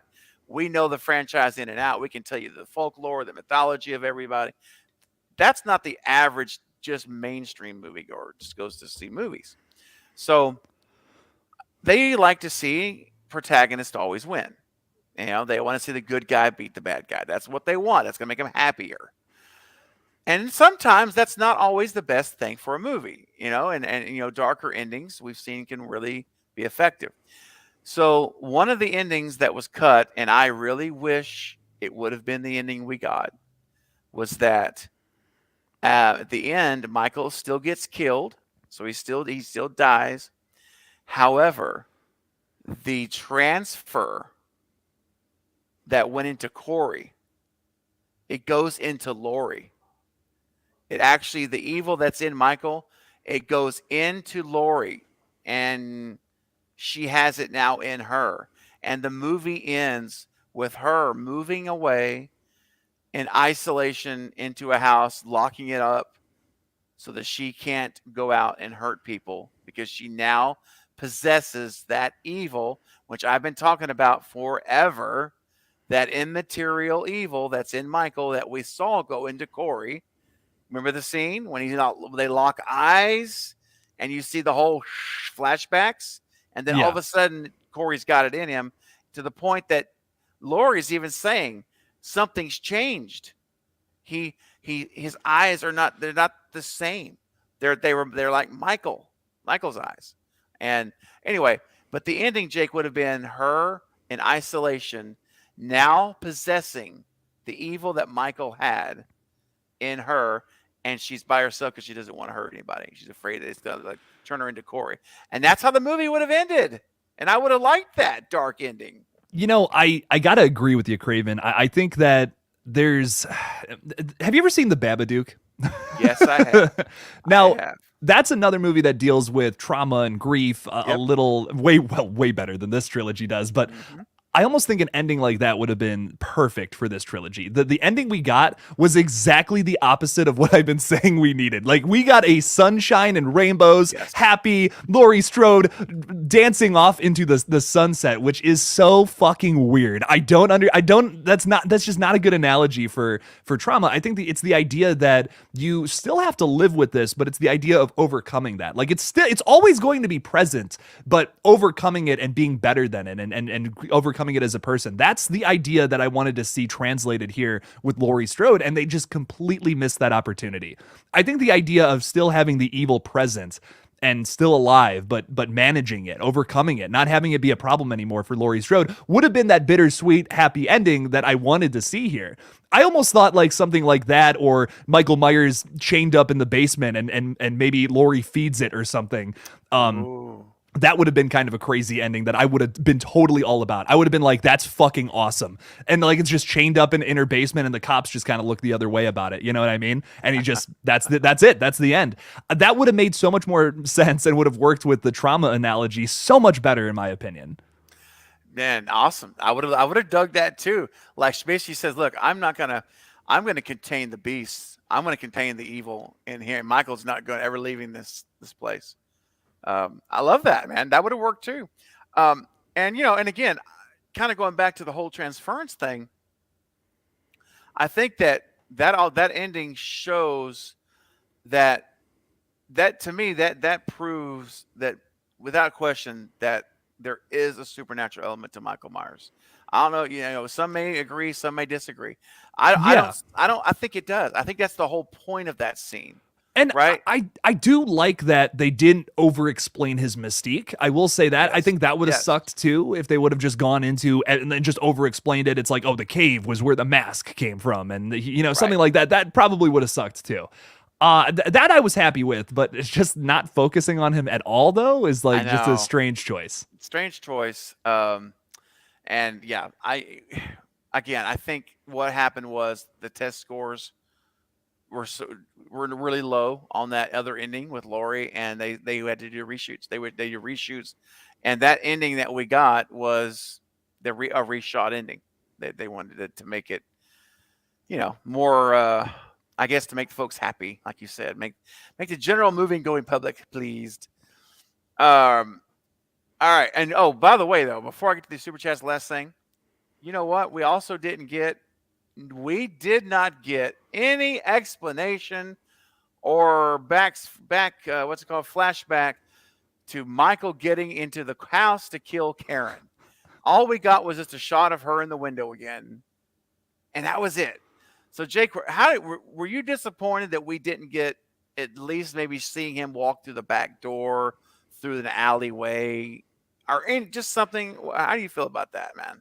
I kind of knew going into it that they weren't going to do anything about that. I think David Gordon Green had an interview where he talked a little bit about, we don't really explain that, we move past it. And that, like, I'm like, okay, I see where you're coming from. He made an analogy comparing it to, well, not an analogy. He compared it to Jaws and said, like, you don't see the shark, sleeping when it's not eating. That would be boring.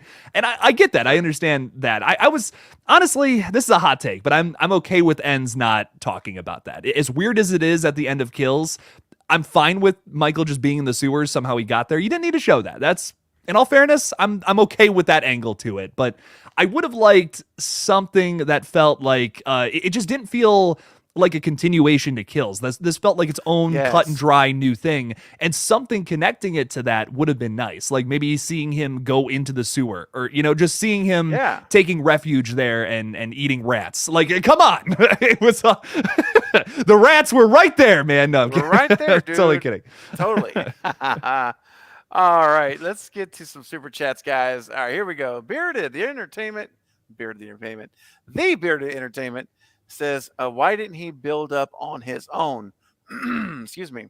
The homeless man told Corey that Michael takes people in, but none came out except him. That's right. Why didn't he recover before? Why didn't he recover before? Like, why was he not up to full health 4 years later? Yeah. Why? Yeah. What was it? Yeah. I don't know. That's a great question. I don't know. Maybe because I mean, David Gordon Green described him as just being dormant, and he was in bad shape. Once we saw how weak he was, I mean, the guy he looked paralyzed. The way he was like, just I can't really do the movements, but I was like, oh. We don't know how often people went in there either, because we saw even here he killed that. He eliminated that deputy, but he still was not strong enough to even overcome Corey. Remember that until when Corey got his mask, that was after he had eliminated the sheriff. Dude, so, I just don't understand that. Why wouldn't he kill Corey anyways? You know? Well, that's the thing. What is it? Why? I don't know. It's really strange. But again, remember the first time he sees Corey is the very first time is when they lock eyes and we see this whole eyeballs shots really zooming in. And, you know, maybe that's it, Craven. Maybe it's like, oh, well, I transferred to evil to him, so now he's like my buddy. Yeah, like the part of him that's in him now. We're Batman and Robin is what we got. I mean, we got Batman and Robin. Why would Michael do that? It doesn't make any sense. I don't know. I have no explanation at all for that. And the only thing I can think here to Bearded's question is, why didn't he recover before? Maybe he didn't get enough victims. I mean, if he's hanging out in that sewer, I mean, how many homeless people are going to come down by the sewer? I don't know. Those are the rules. Those are the rules. And then why didn't he kill the hobo? The dude is sitting right outside his front door. He's right there. I mean, come on. Like, and he knows he's Michael Myers, and he even says, "I need the mask." I'm like, what? What do you? He let him live. So there are more things we cannot answer than we can answer. Would you agree, Jake? Yeah, and I think going back to what we were talking about with the Mystique, I didn't want all of that answered. You know, I didn't want all of the questions answered, but I definitely wanted like a few more strokes of paint on the the canvas. You know, just a touch, like just to get a little better idea, so we can keep theorizing after the fact. I don't want the whole thing just spelled out to us, but something would have been nice. Some kind of a bit of a theory or something would be cool. Something. Thank you so much, Eric. And Sheena is coming in with a $2 super chat. Hi, Sheena. Thanks for hosting group therapy. There you go. All the love. Yes, absolutely. That's what this is. We're here to talk it out. We're here to get our feelings out. We'll all feel better, in the chat, here on Jake and I on the screen. It's all good stuff. Sheena, thank you, Sheena, for your super chat. That's very generous of you. Much appreciated. And Jason Dyer coming in with a $5 super chat. You can't kill Halloween fans. You can't kill the boogeyman. Blumhouse, hold my beer.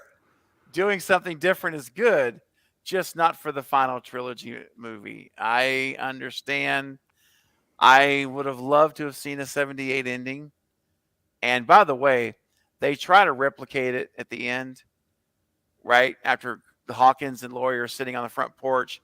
And then they go inside and it's silent and you're seeing the different shots like 78. And it's just wind. You hear the wind blowing. And then what do you see, Jake? Do you remember what you see on the coffee table? It's Michael Myers' mask on Laurie's coffee table. Why would she have it, Jake? Right. What is the point of that? That makes no sense to me. That is the dumbest final shot to a movie I've ever seen. Like, I'm sorry. Maybe that's just straight up blunts, but that makes no sense. That should be in police custody. That serves no purpose. Right. It's very dumb. Yeah, it just makes no sense. Of all the people in the entire world, I was going to say in Haddonfield, in the whole world, that would have that mask, it would not be Laurie Strode. That mask represents nothing but violence in her life, trauma, death, all this. Why? It'd be like keeping a memento from Dahmer. And you were, you know what I'm saying? Like, you're 100% right. It makes no sense. Like, would Dahmer victims who lived, would they keep something like that's that's ridiculous. It's awful. It doesn't make any sense. I just don't. I don't get that. That made no sense to me. I would love to hear David Gordon Green kind of share why he wrote that, or maybe he didn't. Whoever wrote that, what their mindset was. Like, was it trying to tell us that even though it's over, there is still evil, the boogeyman's still out there somewhere? But there's there's still not. a mask. But there's not. It's grinded up in a meat grinder or a car grinder. Maybe we'll see like a bunch of like flesh oozing down the sidewalk in the next movie, you know? Oh, And it's just dude. Michael Myers, the ooze. The ooze. And it's like, and it's oozing up the front porch into the under the door. And it's got a little kitchen knife, you know, sticking out. I'll get you. Yes. Oh my gosh, you guys are awesome. This is great stuff, Jake. Absolutely. I'm having a blast. You having a blast, buddy? I'm having a great time, man. You know, this is I needed this, Craven. Yes. I needed to talk this out because I'm so upset. I'm so sad. I'm just a sad little fanboy right now. I know. Jason, thank you, buddy. You make some good points here, man. As you always do. Much appreciated. And you know what? I haven't done a super chat clip in a little while. I still got 3 more super chats to get to. But it's been a while, Jake. I've let some go because we've got so much to talk about still. And we're not done yet, guys. We're going to talk about Hawkins. We haven't talked about Lindsay. What am I missing? There's more. There's so many things in my head right now. But here we go, guys. Real quick. Jason, here we go. Time to crank it up. That's all I can say. Is just crank it up. Lindsay Lohan on the sand beating coconuts. Look at all the coconuts. Everybody's so famous, but without makeup, I can't tell who anyone is. Look at all the coconuts. That's my favorite part. That's so good. Dude, when I saw that, I said, "Oh, that's coming out." Grabbing that. That is too good. Lindsay Lohan on the beach playing with coconuts. You heard it here first. You know, there's got to be a song about everything at this point. Like someone has written a song about anything and everything. Think of something someone's written a song about it. I'm convinced. I think you're right. Seriously. Jason Dyer coming back with a $2 super chat. They never found Corey's body or the mask. Just kidding. Yeah. Well, we got the mask. Lori's got the mask. She's taking care of that on her coffee table. Not even like even put up in a box somewhere. She's on the coffee table. Like, come over for dinner. Sure, let's go have some coffee.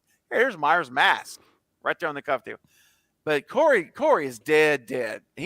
He's so dead. I mean, dude, look. Not only was the throat done, he somehow, and I saw, and Marcus, if you're still here, I saw your chat earlier. That's why I want to mention it now. He said that, you know, Corey had a scream moment. You know, he came back for one last scare when Michael, and by the way, what made him come back to life all of a sudden?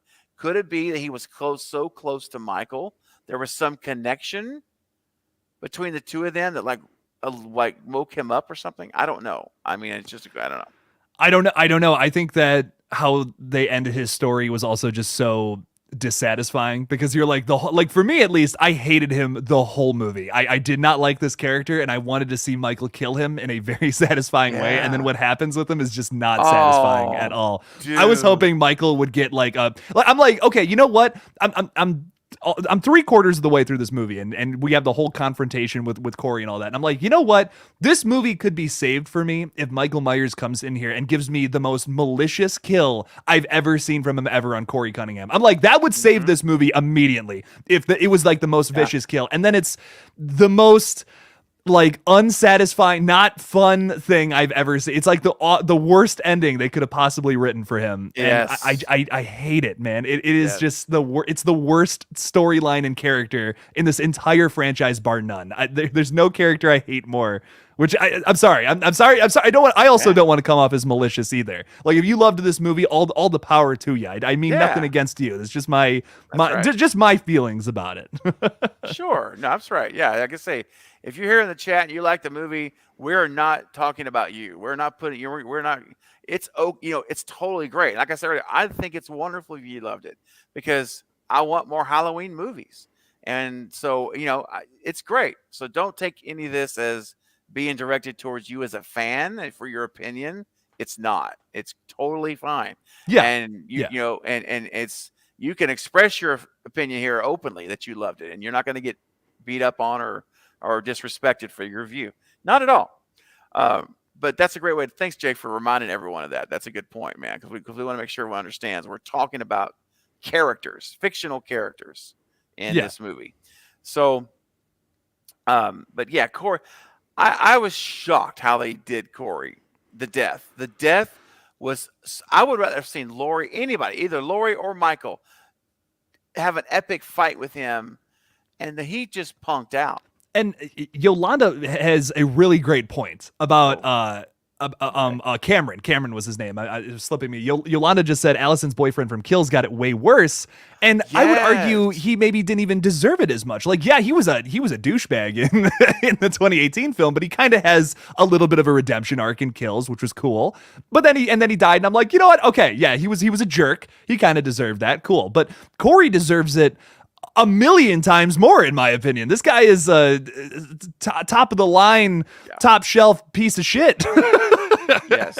I have no sympathy for Corey at all. Like, sorry, but No.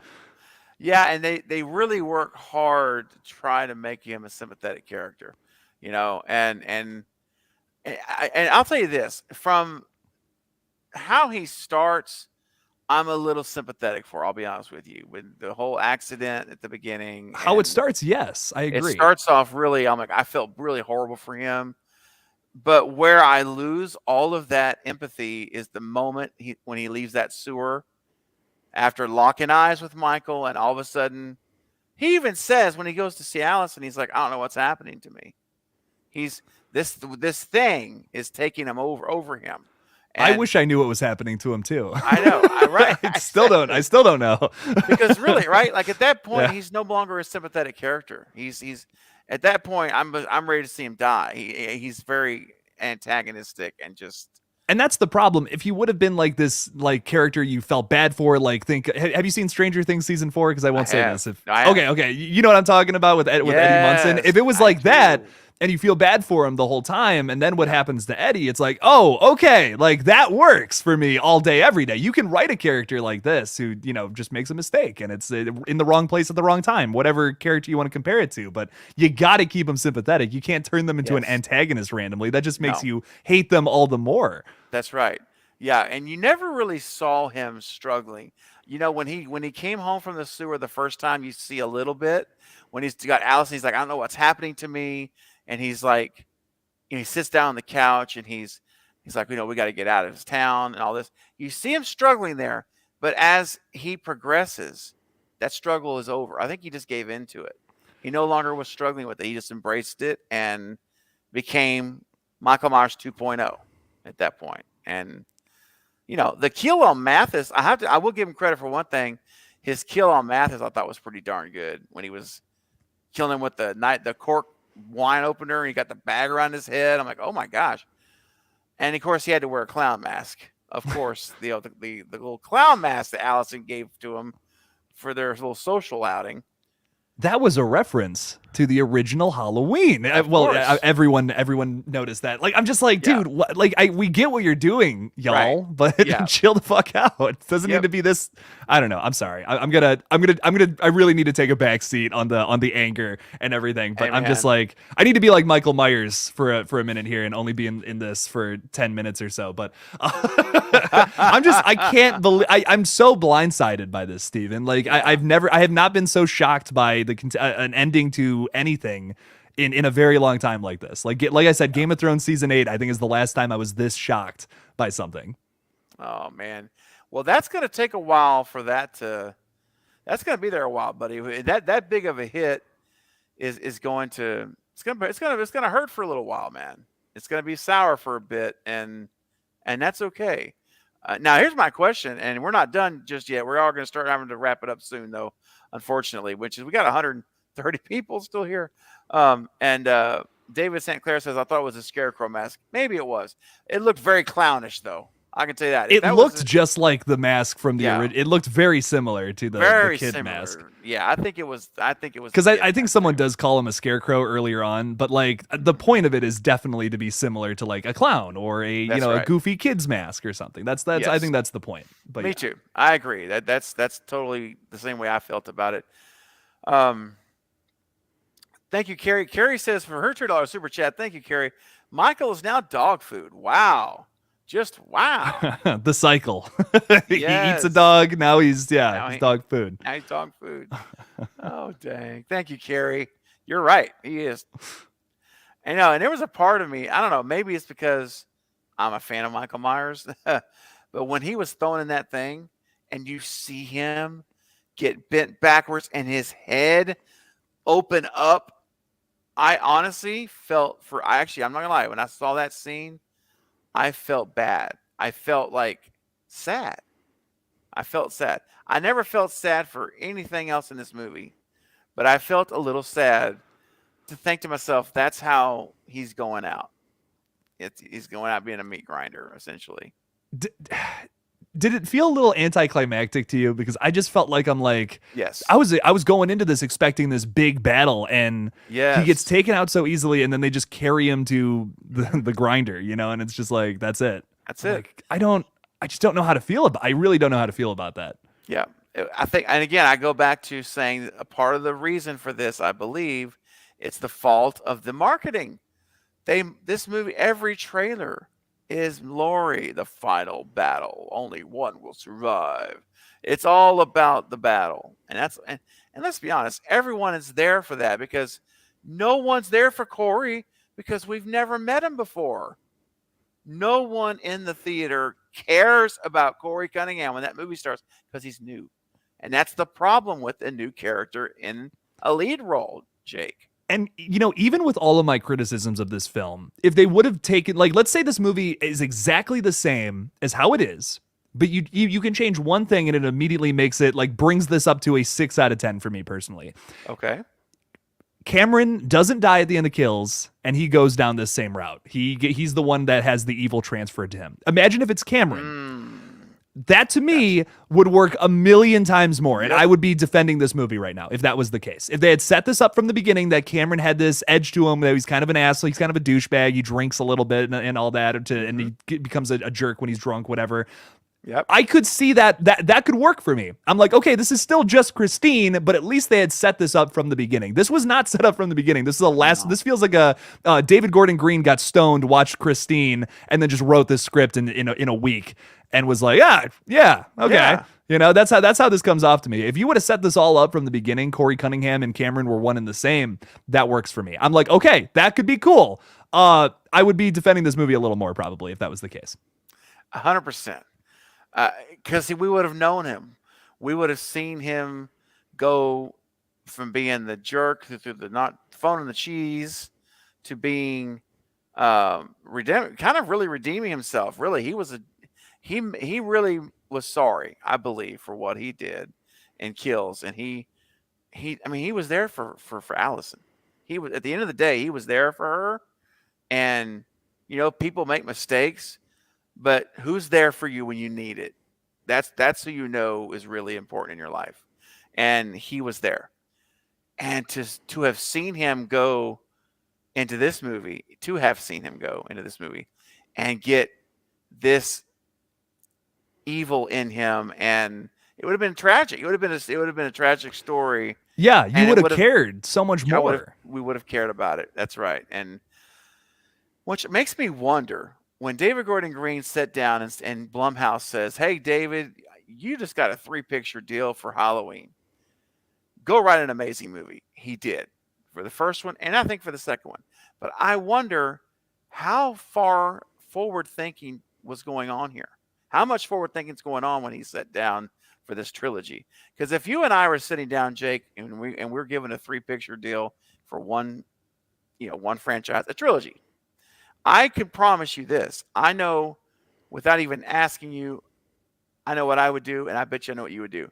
I would come to you with an outline. And hey, here's what I'm thinking. Here's the first, second, third chapters, how they could connect. And the story arc for this guy here, look where he starts and look where he ends. I would be thinking about that, picking out who that character is going to be from 18 if we were writing it. It just seems to me like either this was a brand new idea, like David was never thinking about this angle until he had to, and said, "Oh, you know what? Well, remember what he said? He loves to smash up genres." Yeah. He said that in an interview, and it almost feels like, well, you know, I've made 2 good horror movies. I really want to make a love drama, and I'm gonna make it. I'm gonna do it. I understand that he's a big fan of like Season of the Witch and the weirder films in this franchise. I understand wanting to take it to a weirder angle. That is all good and dandy. Like I love that about Kills. I think he killed it in that movie, figuratively and literally. But and it's so different and so weird. It's still a polarizing film, and I understand that if you're not a big fan of Kills. But I think you still made a really well made Halloween film that is a lot of fun throughout, and it's just a blast. But this is without a focus. That's my problem. Kills had an agenda that it stuck to that entire movie. Whether you like it or hate it, that was a focused movie. It knew what it was here to do, and it did exactly that. This movie promised us a certain thing and then just didn't make out with that at all. Halloween Kills, it's right there in the title. Like, we were getting a Michael Myers focused movie where he fucking kills people. It's all there. Like, I knew that was coming from the moment that movie was announced. I'm like, Halloween Kills. Okay, this is going to be bloody, brutal, balls to the wall, Empire Strikes Back kind of feel to it. With this movie, they promised us a final showdown in the marketing. They promised us it was going to be a little weirder and different, and I was so intrigued. I'm like, hell yeah, give us a final battle that we've never really seen before. You know, we've seen H2O already, but that was the final battle back then. Give us something different from that. Don't give us the same thing. That's what I thought they were promising to us, but instead, like you said, David Gordon Green just kind of decided to do something completely different. Completely different. If they wanted to remake Christine, I'm all about that. Like, okay, hey, David Gordon Green doing Christine, that would be sick, I bet. But this is just not the time or place to do that. This was the wrong movie to do that. They should have stuck the landing here and given us an actual conclusion instead of just half-assed. Oh, okay, Laurie Strode and Michael Myers, they fight each other for a second, pin him to the table and throw him in the meat grinder. Cool. Oh, that's good. I like it. This feels like a first draft of a script, man. I don't know. I'm sorry. I'm gonna. I once again, I gotta chill out. I'm being too negative, but I hate being negative, Steven. I don't like it. I like when I get to be silly and come on here and be like, I fucking love Michael Myers. I don't like him here though. I just don't. No, I understand. I really do. They're making it hard for us hardcore fans like this. They're making it really hard to like Michael Myers in this movie, not by the way they treated him, by the way what they did with them. And Jake, we never got an answer to what the heck that face was in the wall. Yeah, what was the point of that? I mean, I don't know. I still don't know. They never really showed it except for it was very short, like you hear, and then it immediately cuts back to the Delaney looking at it like, what is that? He even says something like, what is that? We don't know. I wish we did, but we don't. All right, let's see real quick. Let me get back to super chats. We have another one that came through here from Jason Dyer with a $5 super chat. We know how Myers eats dogs. What if after he was put through the grinder, you see junkyard dogs eating him? LOL. Hashtag justice for dogs. Hashtag fate was right. Oh, that hurts me to say that last one. That one hurt. Yeah, fate was right. I hate it, but he was. Jason, you should have written the movie. That's an amazing. That would have been hilarious to see that final shot. A bunch of junkyard dogs eating a pile of meat. That would be hilarious. Oh, dude. Thank you, Jason. Great post. I mean, great chat, man, and thanks for your support, buddy. And Kathy Bennett coming in with a $10 super chat today. Thank you, Kathy. You're so kind and generous, really. I appreciate your encouraging comments on my videos.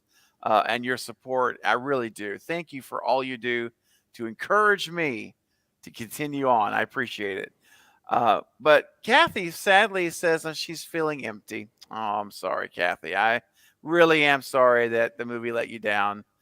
And for those of you that share that sentiment, a lot of us this morning or last night or whenever you saw the movie, feel we can relate. We can sympathize with Kathy to varying degrees. And if you don't, that's okay. Again, if you loved the movie, that's great. I really mean that. I think it's awesome. Yeah. Yes, Uh, absolutely. I But if really not, do. enjoy the group therapy session. If you're exactly. Welcome to the team. Welcome to the party, right? We're all just here to help each other feel better today as we're combing over, I guess you will, the Halloween Ends movie. And yeah, I think Knight is literally in the theater right now watching it. I think it was Oh, yeah. so there. Yeah, he's actually about an hour and 20 minutes in. So he's, oh boy. Oh man, The thought- I gotta know what he's feeling. You know, I gotta know. know. I gotta know what he's thinking about this. I I'm know. so excited to talk to everybody tonight. Same. Seriously, guys, if you are not subscribed to the Lethal Collective, go check that out. Tonight is going to be it's really going to be one of our best streams I think ever. So I think this is a stream, Jake, that we will need to make clips for next week. yeah, we're several gonna need some clips. There is gonna be some debate. I can feel it. I'm very excited. I can't wait. It's gonna be a good stream. And Carrie, if you're still here, I'm not sure if you're here still in the chat, but if you are, I think I see you there. Thank you. Okay, Carrie, if you could please put a link to the Lethal Collective. I don't think the stream is up yet. I don't think for this afternoon, but if you could just put up if you wouldn't mind, please, a link to the Lethal Collective channel, so that all of our guests that are here, maybe first-time guests even, if you've not subscribed to my channel, I hope that you would do so while you're here right now. And Killjoy Jake's channel as well. Please subscribe to Killjoy Jake. He's a great content creator. Awesome dude, as you can see here. And trust me, he's very fair on his assessments. So I'm not this negative about every movie, I promise. No. Like people criticize me a lot for being too positive. Believe it or not, if this is your first time seeing me spew a bunch of garbage into my microphone, I promise most of the time I'm pretty positive. So that's right, you are absolutely. But you know what? Honesty is honesty. Like I told people last night, I'm going to be honest with you. I'm going to tell you how I feel about it.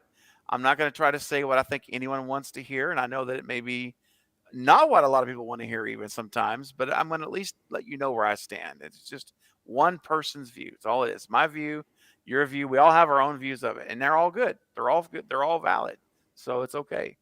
Kathy, thank you for that generous $10. Really do appreciate it. Greatly does help the channel out. And Lee the Nerd coming in with a $2 super chat. Thank you, Lee. So nice of you to do that. Says, yes, last fight fell flat. Yes, it did. Even 18 did it better. Yeah, I agree. Yeah. The ending to 2018, that fight is awesome. Like I love that one. Yeah, it is. I would have loved to have seen something that was parallel to that, but not the same. You know, like Laurie's not prepared this time around, but still has things ready to go. Something along those lines. Just seeing her like true nature as a final girl kind of come out here, like using whatever as a weapon, you know, something like that would have been really dope. They could have leaned into that so heavily, and that it felt like an afterthought by the time you got to that point. It really did. And I wonder, because we don't know the original version of what the script was and what have you. I wonder how much of this was changed from the original version. Critical Overlord is in the chat, by the way. Hello, what is up? What is up? What's Welcome. Up? He had just said in the house. Oh, here we go. Yeah, he just said he put this in there talking about how they admitted changing their plans during lockdown. I'm so curious, Craven, about what the original plan, like what would that have looked like if they would have stuck with that? Man, me too. I really wish I knew what it was. I thought if I remember right, and Critical Overlord, well, I'm glad you're here, man. Good to see you. If I remember correctly, I thought that the third movie was going to continue the night of. I thought I heard that somewhere. That David's vision was that all three were happening all together. It was just a continuation. And that's really interesting. I think that's what it was, dude. I can't swear to that, but I'm pretty sure that's what it was. And something happened during the lockdown. And they changed, like Critical says, it was changed. And then I believe it was Universal said they brought in two more writers to help. I don't think they were liking what David was doing necessarily. I don't know all the details, guys, but this is what I remember hearing. But you know, it's like Scream 6, man. We're never gonna see the original. You know, if Nev is not in the movie, right? I know some still think that she may be, and I hope that she is. But if she's not, then we're going to know going into this film it's the second version. It's the B script. It's not the A script, what they wanted to do. And that's disappointing to know that, you know? It is. It's a little disappointing, but I'm still excited for Scream 6. Speaking of that, Oh, yeah. Oh, me too. Dude, I need that one to be good after this. After this, I'm like, I need Scream 6 to be good. So I'm really going to be rooting for that one. I hope I'm not wrong about that one either. But Scream 6, I'm sorry to redirect the conversation, but that's all right. I would love for Scream 6 to just out of nowhere be one of the best sequels. I think that would just be so cool and crazy for that franchise to just keep that consistency going, with 6 being one that is constantly regarded to as a fan favorite. That would be awesome. Definitely think that one's going to be polarizing though too. I just got. Oh yeah, yeah, man. I totally do. It's you can see it coming already. It's going to happen, especially if they get too close to Scream 2. Yeah, that's going to get really bad. Then that's going to get way up. Trick or Treat says I heard all 3 movies took place on the same night on Halloween night as well. Okay, that's what I heard too. So could you imagine if it like the third one is like the morning of November 1st? And then you'd like the whole movie takes place in the morning. Like I think that could have actually been kind of dope, you know? A daytime Halloween all day. It starts with the sun rising, you know, on November 1st. I think that would have been fucking sick if they would have done something like that. Oh, it would be awesome. Would have been awesome. Oh well. Let's see here. What are you gonna do, Jake? What are you gonna do? I know. God, no, it's a like shame. all the things that could have been, you know. And another $5 super chat's coming in here from Locked. Thank you so much, Locked. Number one issue is how suddenly the movie abandons itself. The town played a part in making Corey wicked, but we get a happy ending for the town. What WTF? You know, this is a deep thinker. Locked, that's really smart thinking. And that's a really good point. It is an excellent point. And I have to admit, I haven't slowed down enough in my processing to even think about that yet. That may have hit me eventually. But they're right. Locked is right on this. Well, this is a point that I feel like Kills kind of started off with. You know what I mean? Kills kind of introduces the idea that maybe the town is also has this like evil entity to it, the mob mentality thing and all that. But right. I feel like here they leaned into it maybe a little too much, and that's why the ending doesn't feel as powerful as it should be, because you're kind of like, I don't know if I care for the town or not at this point. I don't know I don't know who I'm rooting for anymore. Like, because it gets really confused in its message. And I feel like maybe if you would have leaned more into the idea of the town hating specifically Corey Cunningham more because of what he did, that I can get behind. But the stuff with Laurie and all that, I just don't know. I don't know how I feel about that. That's what I'm confused about. That's why I'm like, I just don't know how I feel about the town overall now. They're just blaming everybody and hating on everything going on. There's really no there's no clear protagonist that anybody follows. You know what I mean? And that's the big problem with ends. And it kind of it disturbs that. It makes it all fucking blurry. You know, it blurs that. I just don't know I don't know what to root for at a certain point in this movie. I know, because, you know, honestly, the town, I never really felt too much sympathy for Haddonfield. I honestly, maybe I'm being honest here, even with Kills, I just like, yeah, I know he's in your town killing people, and maybe, you know, Tommy Doyle got me stirred up for Evil Dies Tonight, and I was happy. Like, so maybe for a minute I felt a little bit of that infectiousness, but this movie, I was actually looking at these town folks and saying, you just need to chill. Like, that's honestly what I like. It's like the grocery store thing I'm talking about. You need to chill out. And then in the diner, people just, the stares and the looks, and I'm like, you guys, I don't like any of these town people. They're all just mean. And I know that's intentional. They want us to think bully, victim shaming, right? But I don't know. It kind of just felt like it was trying really hard to say something when Yes. maybe it just didn't need to. Not every movie needs to have commentary. Not every movie needs to have some kind of like big message it's trying to send. Sometimes you can just have a fun slasher movie with people killing people. Sometimes that's all you need. Listen, I love me a good movie that has some powerful message behind it. I've talked a lot about how much I love Jordan Peele flicks, but not every movie needs to do that. You can't always just shoehorn that into something, because sometimes it's way too obvious. Sometimes it's way too obvious that you're trying to be smarter than you really are. Yes, and that becomes a problem when you're really trying to make a point versus making a good movie and making a good story. And this one was, I don't know how I feel about this yet, because I was asking myself from inside, like as I'm watching the movie, are they going overboard? How hard are they hammering this victim bully mentality? And it's definitely a real focal point. So do I think do they overdo it? I don't know, man. Maybe. I can tell you this. Like I said, I just don't like any. I have no sympathy for any of these town people. They're mean. All they are bullies. And I don't know that I like that idea either. I can't believe that everybody is not like that. We're not all. And the bigger message of the movie is trying to say that you and me and everyone here in this chat are monsters, and we can all turn into that.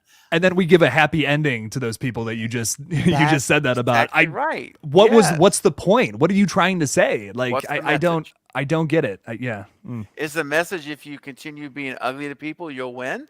You'll get what you want? Because that's kind of what this is. And like I say, this kind of just blew my mind for a moment, Locke. This kind of like opened up I wasn't thinking philosophical about it yet to that level. But there is a message there, Jake, and I don't know what it is, but I don't know that it's the message they wanted. But it was definitely kind of really beating us up a bit on the bullying stuff, I think. Yeah, and I just don't think it was. It felt flat. It felt misdirected. And I think it kind of everything that they set up in Halloween Kills works for me, because it's so subtle and it's really only tied to one little subplot. I think me and you I can't remember if we disagree about this or not, but okay. It works for me in Kills because it's just a side thing. It's not a big focus of the entire movie. It's just one aspect of it. They got it. I think they made it very clear what they were trying to say with it without it being so focused. My buddy that I have not talked to in 5 years is calling me. That is so weird. Wow. Yeah, that's bizarre. It's because Halloween ends, I guarantee it. Actually, it probably is. No, but that totally just made me lose my train of thought. You need to grab it, man, real quick? Or, I'll call him back afterwards. Okay. It's all good. That's bizarre. But I like the big thing that I feel like this movie tried to do the same thing. Kills tried to do that. Halloween 2018, I would argue, doesn't really try to do that. And that's why this movie fails, because it's trying to be so many different things all at once, and then it just ends up being confused and a mess. Yeah. Good point. Locked, and thank you for your great point here, great question or point and comment. I think it's really on point. And for your super chat, it's very generous of you. And so it's time, Jake. You know what? It's time for another clip. Let's go. How about let's do? Oh, here's a real gem. Another new clip. Enjoy this one, and look out for those underpants. Where's my underpants? Where's my underpants? Where's my underpants? Yeah. Where's my underpants? Oh, their backdrop fell. Where's my underpants?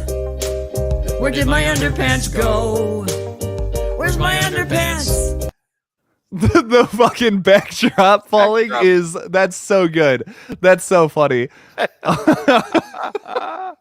That's so awesome. Wow. Yeah, those two are something else, man. They got something going on, buddy. You gotta find them and get them on the stream at some point. That would be legendary. Is that a dare? That's a dare. I double dog dare you. All right, you know what? I'm not even joking. I'm sending myself a right now.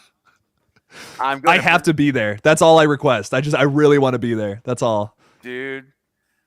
You know what? You got a deal. You got a deal. I'm messaging myself now. There it is. I will hunt them down And if I can locate them, I will reach out to them and ask them to come on the channel. Oh my Done. God. That's the greatest news I've heard all day. That's You know what, Jake? I want to make you happy, buddy. I want to help lift your spirits. So if I could do something that makes you a little bit happier today, then know I will be pursuing them. And if I can get them on to play a little bit live, imagine playing some live for us on Oh the my stream. God. Oh man. If they just come up with a song about like Halloween or something, I'd lose my mind. I would start geeking out. I know. It'd be awesome. Oh my gosh. Where did Corey go? Off to the sewer. Corey is Michael Myers now. Yes. Something like that. Yeah. Yeah. Corey is See- a new shape. Dun, dun, dun, dun. Corey is the new shape. Exactly. Yeah. Just like that. That'd be awesome. Oh, Carrie says, I have great investigating skills, Craven. Yes, you do. All right. Go for it, Carrie. Go for it. I'll take all the help I can get. Believe me. I got 1,000 things I'm trying to get done at once for the channel. So anybody that wants to help out, I will always accept that. Thank you. Okay, man. So I have to touch on this real quick as we start to see the end of the tunnel coming for the stream. We're going to start heading that way. So if you have any questions, commentary you'd like us to talk about, again, just a reminder, super chats go to the front of the line. This is probably the last call, if you will, last call for super chats, questions, and commentaries for Jake and myself as we start to get ready to wrap up here in just a few minutes. And also, if you have not hit the thumbs up button on this stream, if you're just coming in, would greatly appreciate it. We're at 126 likes. That's awesome. Very nice job. Thank you, guys. 126 likes. Let's go. 126. Let's do it. Nice. And I think we can do even more than that. I think we can get to 150. So if that's right, you know what? You gave me a challenge, and I'm giving a challenge to the chat. Let's do it. Can we do 150 on this stream before Jake and I leave? I say yes. We're going to call the like button Corey Cunningham today. So go on and give it a slap. There you go. Slap that Corey Cunningham button, the like button. Yeah. that was a stretch. I'm sorry. It was a stretch, that was a you know real what? big stretch. You swung for the fences, Jake, and I applaud you for trying. That's all right, my man. It's all right. Hey, we're up to 132. You even looked at me like, no. You're like, okay, no, that doesn't work, Jake. And I'm like, okay, I'll shut up. Sorry, Jake. I will always support you, brother, no matter what. You know that. I got your back. I appreciate it, man. Thank you. Anytime. Slap that Corey Cunningham like button. That's right. Let's go, guys. See, there it is. Carrie, at least Carrie likes it. You know? Okay, awesome. I like it too, man. Honestly, it's great. 132 likes. See, people are already responding. We're already at the 132. So let's go. We need 18 more. 18 more likes, and Jake and I can call it a day. Man, Marcus says, let's get him to 200. Now, Marcus, that would be incredible. That would be slapping Corey all over the place, man. That would be amazing. Wow. Okay, so we have to talk about a couple of other things, though. All right, real quick here as we start again to wrap up. We have to talk about the character of Hawkins. Jake, there's something I've been saying consistently here. I know you know this. On more live streams than I can even remember. I've said that David Gordon Green, I complimented him on his writing of Hawkins in Kills because he gave him an arc. He gave us this story that we understand the history about what's going on with this guy and how he's living with this guilt and this regret for not having stopped Michael Myers when he could have, right? And they built this whole story up. And Jake, we've talked about this so many times where I've said, okay, now they have to deliver on this setup. It's set up perfectly.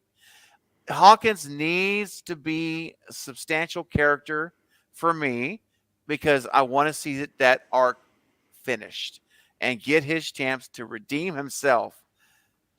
Jake, not only did we not get that, we got him for maybe 3 minutes total. Yeah. Oh, and that's mostly the last scene with the cherry blossoms. Tell me, how do you feel about? Were you disappointed with what they did for Hawkins? Because I was very let down by Hawkins. character. Absolutely. I don't understand why they would set up everything in the last movie for it to go nowhere here. I just don't understand what I don't understand what the point of that was. I think even for people who liked this movie, I don't know how you can make an argument that Hawkins had any purpose with the last movie into this one. I can't see it. I can't see that argument ever being made. I think they set that up to show you some cool flashbacks to 1978, which is awesome, but you didn't have to do the Hawkins stuff. I mean, it's great, but it went absolutely nowhere. It doesn't come into play here. I mean, Hawkins doesn't even have an encounter with Michael. Nothing. No, nothing. No. It's pointless. There's multiple big changes I would make to this, but another one would be to focus a little more on the actual characters that have been set up throughout the past two movies and have them be focal points here. Imagine how much more emotional this movie would have been if it starts off with like Lindsay Wallace getting murdered. You know what I mean? That's like, oh my God, she was the little girl in Halloween 78. Now she's dead. It's like, fuck, dude. Immediately would have gotten me in the feels, and I may have cared more about newer characters. And then Hawkins being a last minute, not a last minute jab, but like one of the later jabs in the film, he gets killed. Maybe by defending Laurie, trying to take down Michael, because he has that rage inside of him. He feels awful about that night. He does. That would have been so much more interesting to me if he would have sacrificed himself to save Laurie or something, jumped in front of the knife, anything, like literally anything that would have made me feel some kind of emotion about his character. But it's rendered completely pointless by the time you get to his actual scenes in this movie, which are few and far between. They're very few and far between. I mean, we get him in the grocery store with Laurie for like maybe a minute, just pushing the cart, maybe a minute and a half, 2 minutes at the most, pushing the cart. And, you know, it was a great little scene. I'm like, okay, that's nice, you know, but Corey, Hawkins was not with Laurie, as I was hoping they'd be married. They were not in a relationship. Although the way it ends, you could see like there could be something growing there. I could see that. And that's sweet. That was you cool. know? That's right. That was cool. But Hawkins was a wasted character. And it would not have bugged me if they had not have done what they did in Kills with him. Yeah, I agree. That's the key. That's really the key. So missed opportunity. That's what I said. I said for all these streams leading up to this movie, I said if Hawkins they don't pay off his redemption arc, it's a huge missed opportunity. That's the nice way of saying it. That's the nice way to say it. It's a missed opportunity. All right. Real quick, we got a super chat coming in here from Justin with the $5 super chat. Thank you, Justin. Says Halloween's Ends is the wet fart of the franchise. I'd rather watch footage from a colonoscopy. Oh, wow. Damn. David Gordon Green fumbled the ball. Just awful. Woo. Now, Jake, do you like it? Do you dislike this movie so much that you'd rather watch a colonoscopy? I don't know if I'd go. That's extreme. Yeah, I don't know if I'd go that far.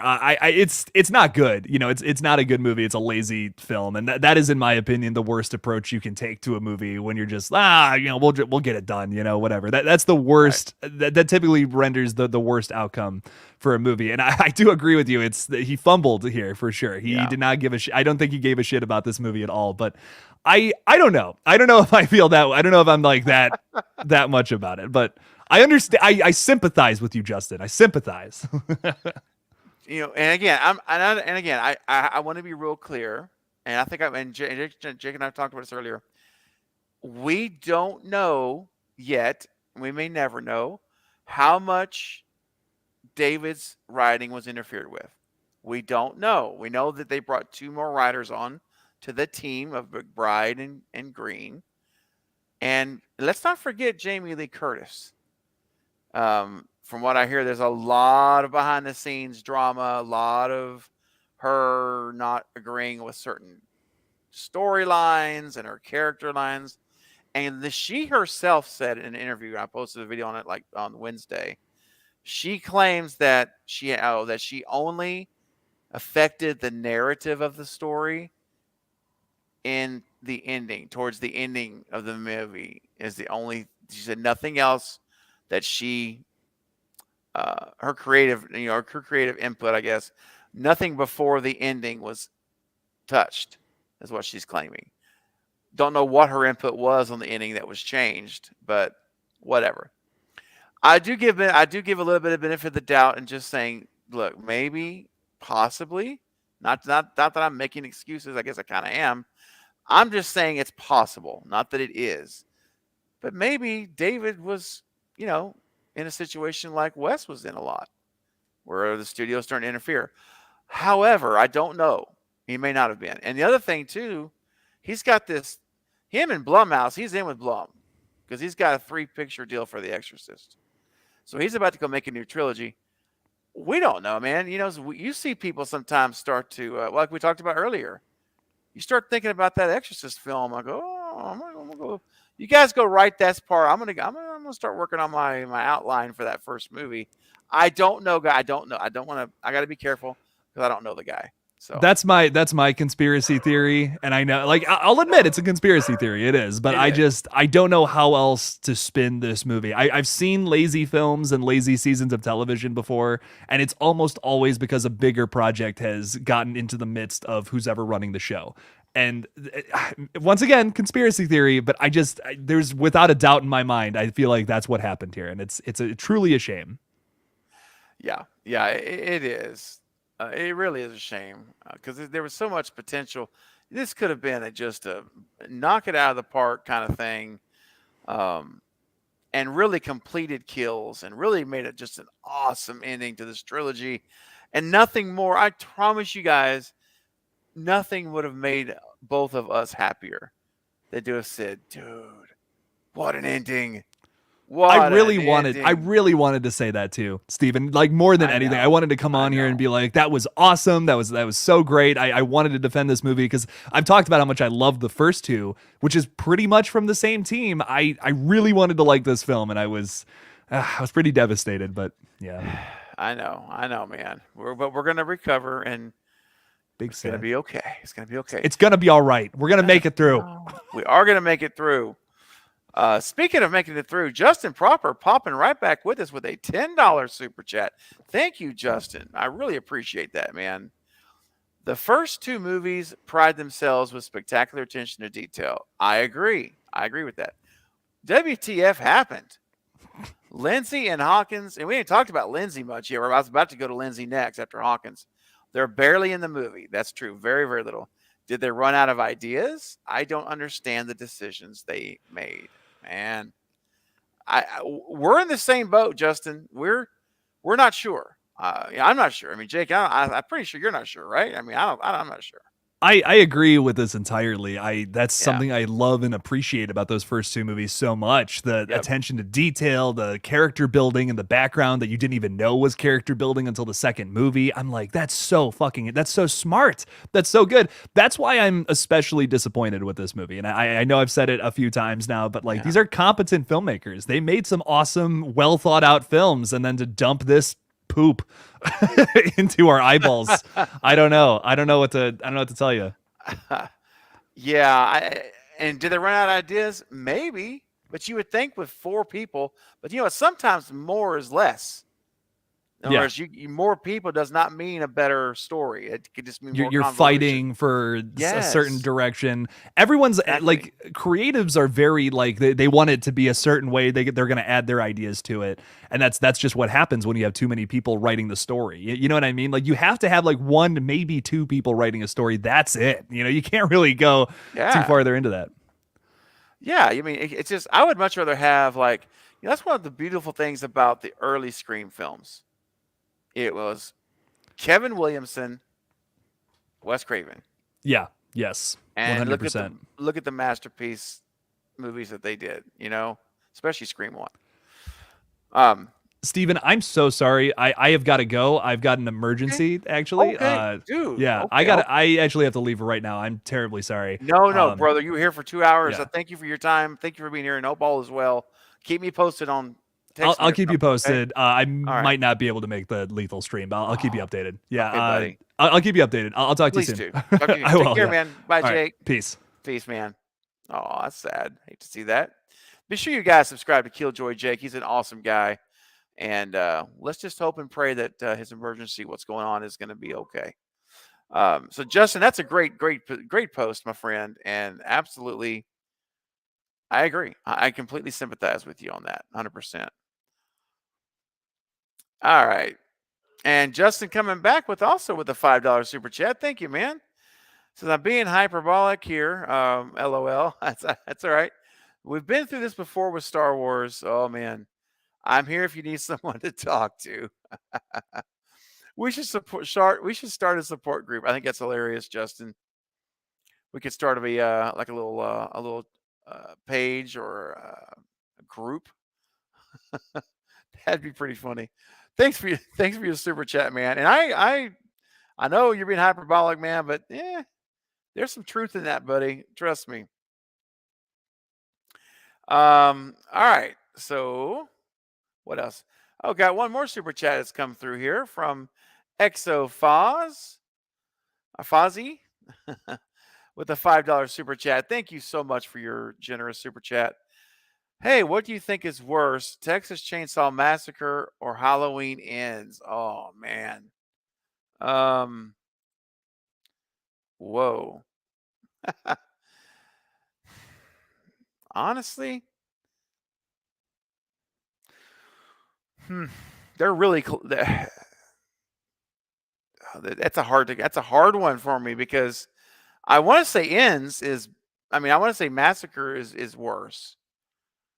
But at the same time, it depends. I mean, I guess if you're asking me in terms of which is the better, if I'm looking at Ends as the end of the trilogy conclusion versus Massacre, then I'll have to say probably Ends is worse. And if I force myself to look at Ends as a standalone movie, which I know it's not, but I'm just saying if you do that, it's a pretty good movie. Then in Texas Chainsaw will be worse. So I'm answering it two ways. If you're context of the trilogy, it's Ends. Outside of a trilogy, if it was a standalone, it would be Chainsaw would be worse. So thank you so much for your super chat. And for your super chat and the last couple that have come through, I'll play another clip for you guys. Be sure you guys enjoy the music here. Let me see, I'm just picking which one I want to play. Here we go, guys. This is one I hadn't played yet. I was surrounded by 30 dirty celebrities without makeup. Everybody looks like they just woke up. Everybody's so famous, but without makeup, I can't tell who anyone is. Wow.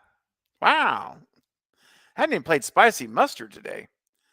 Tell you what, if I get another super chat in, I will definitely play the Spicy Mustard.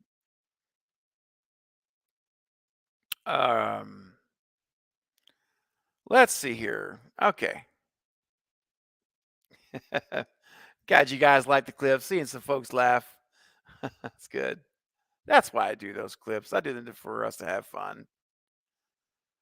Lee says, well, at least Texas Chainsaw Massacre was a fun time. That's true, Lee. You got a point. You do got a point. Carrie says, why does the dude have a spatula? He's got burgers. It looks like, I don't know. Carrie, that when it comes to these clips, I just don't ask questions, man. You just have to go with it. You just embrace it. You just take it in and say, I fully accept and embrace what I'm seeing on my screen. Whether or not it makes sense, it's a whole nother question. But we don't question the origin of these things. We just say, take the spatula, take the plate of burgers, whatever's happening, and we just go with it. But they're entertaining, that's for sure. Oh, look here. Lee the Nerd coming in with a super sticker of a hot dog. And I do see on the hot dog, there is spicy mustard. I see it on the dog itself. And so Lee says, it is time for spicy mustard. So Lee, here we go for your super sticker. Here comes spicy mustard. Guys, if you've never seen this before, buckle up and hold on tight. We're going for a ride. Do you feel the hunger tonight? Are you a little hungry? I wanna be a hot dog tonight.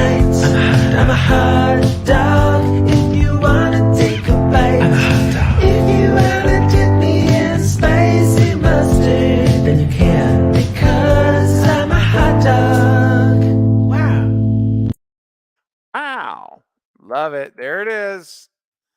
The spicy mustard found its way out from the fridge and onto your plates on the stream. Thanks so much, Lee. As always, you are awesome. Appreciate it. All right, let's take a look here. All right, guys. Jawan says, why is this song so catchy? Trust me, I know. You will continue singing that song for ages, for hours, days even. So yeah, if you guys, if you guys want to hear it again, I can definitely play it on the next super chat. Not a problem. All right, let's see here. Scummy says, Craven, we all thank you for being honest. There are many on YouTube being disingenuous, saying the ends was a great conclusion to the franchise. It just puts them as being more concerned with shilling. Yeah, I'm sure. Well, thank you, Scummy, first of all. I appreciate that. And I've always told you guys that I'm going to be honest. I'm going to tell you what I feel about a movie. I'm going to tell you, and just be as open as I can and always in a respectful manner. And again, whether you liked it or did not like it, I think it's great. And and I think you should embrace your opinion and don't let anyone make you feel you shouldn't feel a certain way. You shouldn't. If you loved it, then you loved it, and let everybody know and be proud of that. And that's okay. If you didn't, same thing. Wherever you're at, if you're in the middle, it's fine. Be in the middle. I just, I'm sure that there are some folks that, probably may not be completely honest. Maybe they're saying one thing on camera, one thing off. I don't know. Maybe. I mean, I would imagine that could be the case, but you know what? I'll let everyone make their own decisions on all that, man. I just want to do what I do for you guys. That's all. I do what I do and let everyone do what they do. And that's it. I'm just going to focus on my stuff. Let's see here. Yeah, Marcus, that's a good point too. Lori writes about letting the evil inside her. That was an interesting comment that she made in that, and she was writing that, like, letting the evil inside. I thought that was very poignant to the story. All right, let's take a look here. Locke says, that's why I love Craven and Jake. They stand strong on all their opinions, but they also love and respect everyone in the community, no matter their takes. Absolutely, Locke. Well, thank you. Thank you so much for that. I really appreciate it. And that is exactly what we do and will always do. And my moderators know how I like the chat run. If we don't put up for bullying or shaming someone for having a different view. It's all about respect. It's all about respecting each other. And remember, it's always about people. People matter more than anything else. People are more important than movies. People are more important than opinions, because people are what it's about, and relationships matter. So that's my perspective on our things. Justin says that hot dog clip was funny. Yeah, I love it. Okay, Justin, let me take a look here and see. Did I miss one? Oh, hold on. Let me see, Justin. Justin, I missed a super chat. Let me go back and check. Let's see. It's possible, man. I've been trying to stay on top of things, but once in a while, one slips through. So let me see if I can find it. Let's see here. Oh, I do see it. Thank you, Justin, for... I don't know how that one got by me. Thanks, Justin, for bringing that to my attention. Here we go. Justin with another $5 super chat. Radio silence, take notes. Don't make the same mistakes as Blumhouse. Horror just took a giant loss. We've lost Halloween. We can't lose Scream. Oh, man. I hear you. I know. I'm nervous. Ugh, excuse me. Whew, boy, this is wearing me out, man. This is like all this, this Halloween installs is wearing me out. Yeah, I agree with you 100%, though. Seriously, Justin. we need Halloween Scream. We need Scream 6 to do well, to knock it out. Because that's that, and especially because that's the second movie of a trilogy. Like you're talking about Scream 6, they're going to want to get to 7, so they're going to have to nail that second film. And I feel like they're going to. I feel like they are. I think they're going to learn. And I'll give them the benefit of the doubt. But good point said, my friend. And I see a lot of people are, and including you, Justin, I believe, asking for the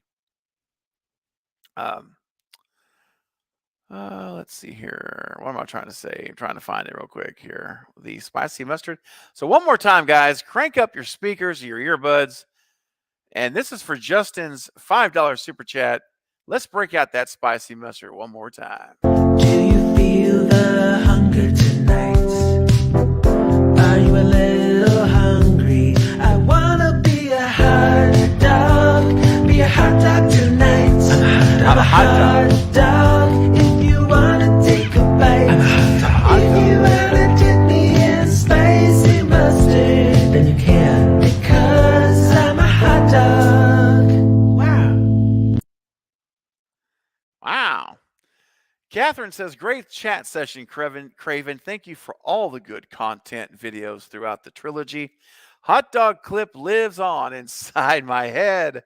I'm out. Bye, Catherine. Thank you so much. I love your message, and I appreciate your encouragement and your support of my channel and my content. It really does mean a lot. Thank you so much for being here.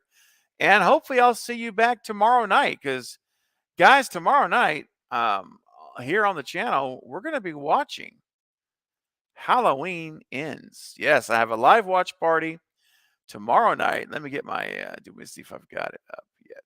I do not. We'll get that uploaded here in a second. But tomorrow night, guys, and Carrie, if you're still here, if you would not mind, it would be a great help if you could post the actual link to the watch party stream. I would really appreciate that, because that's what we're going to be doing. We're going to be doing a Halloween Ends live stream watch party. And man, it's going to be the Night Watch Zone, because it's Halloween Fest. For those of you who've been following here on the channel for a while, we've been doing Halloween Fest. It's been myself with the Night Watch Zone, and we've been swapping back and forth, watching a lot of the sequels from the franchise. Well, guys, the Halloween Fest comes to an end this weekend, because Halloween ends today.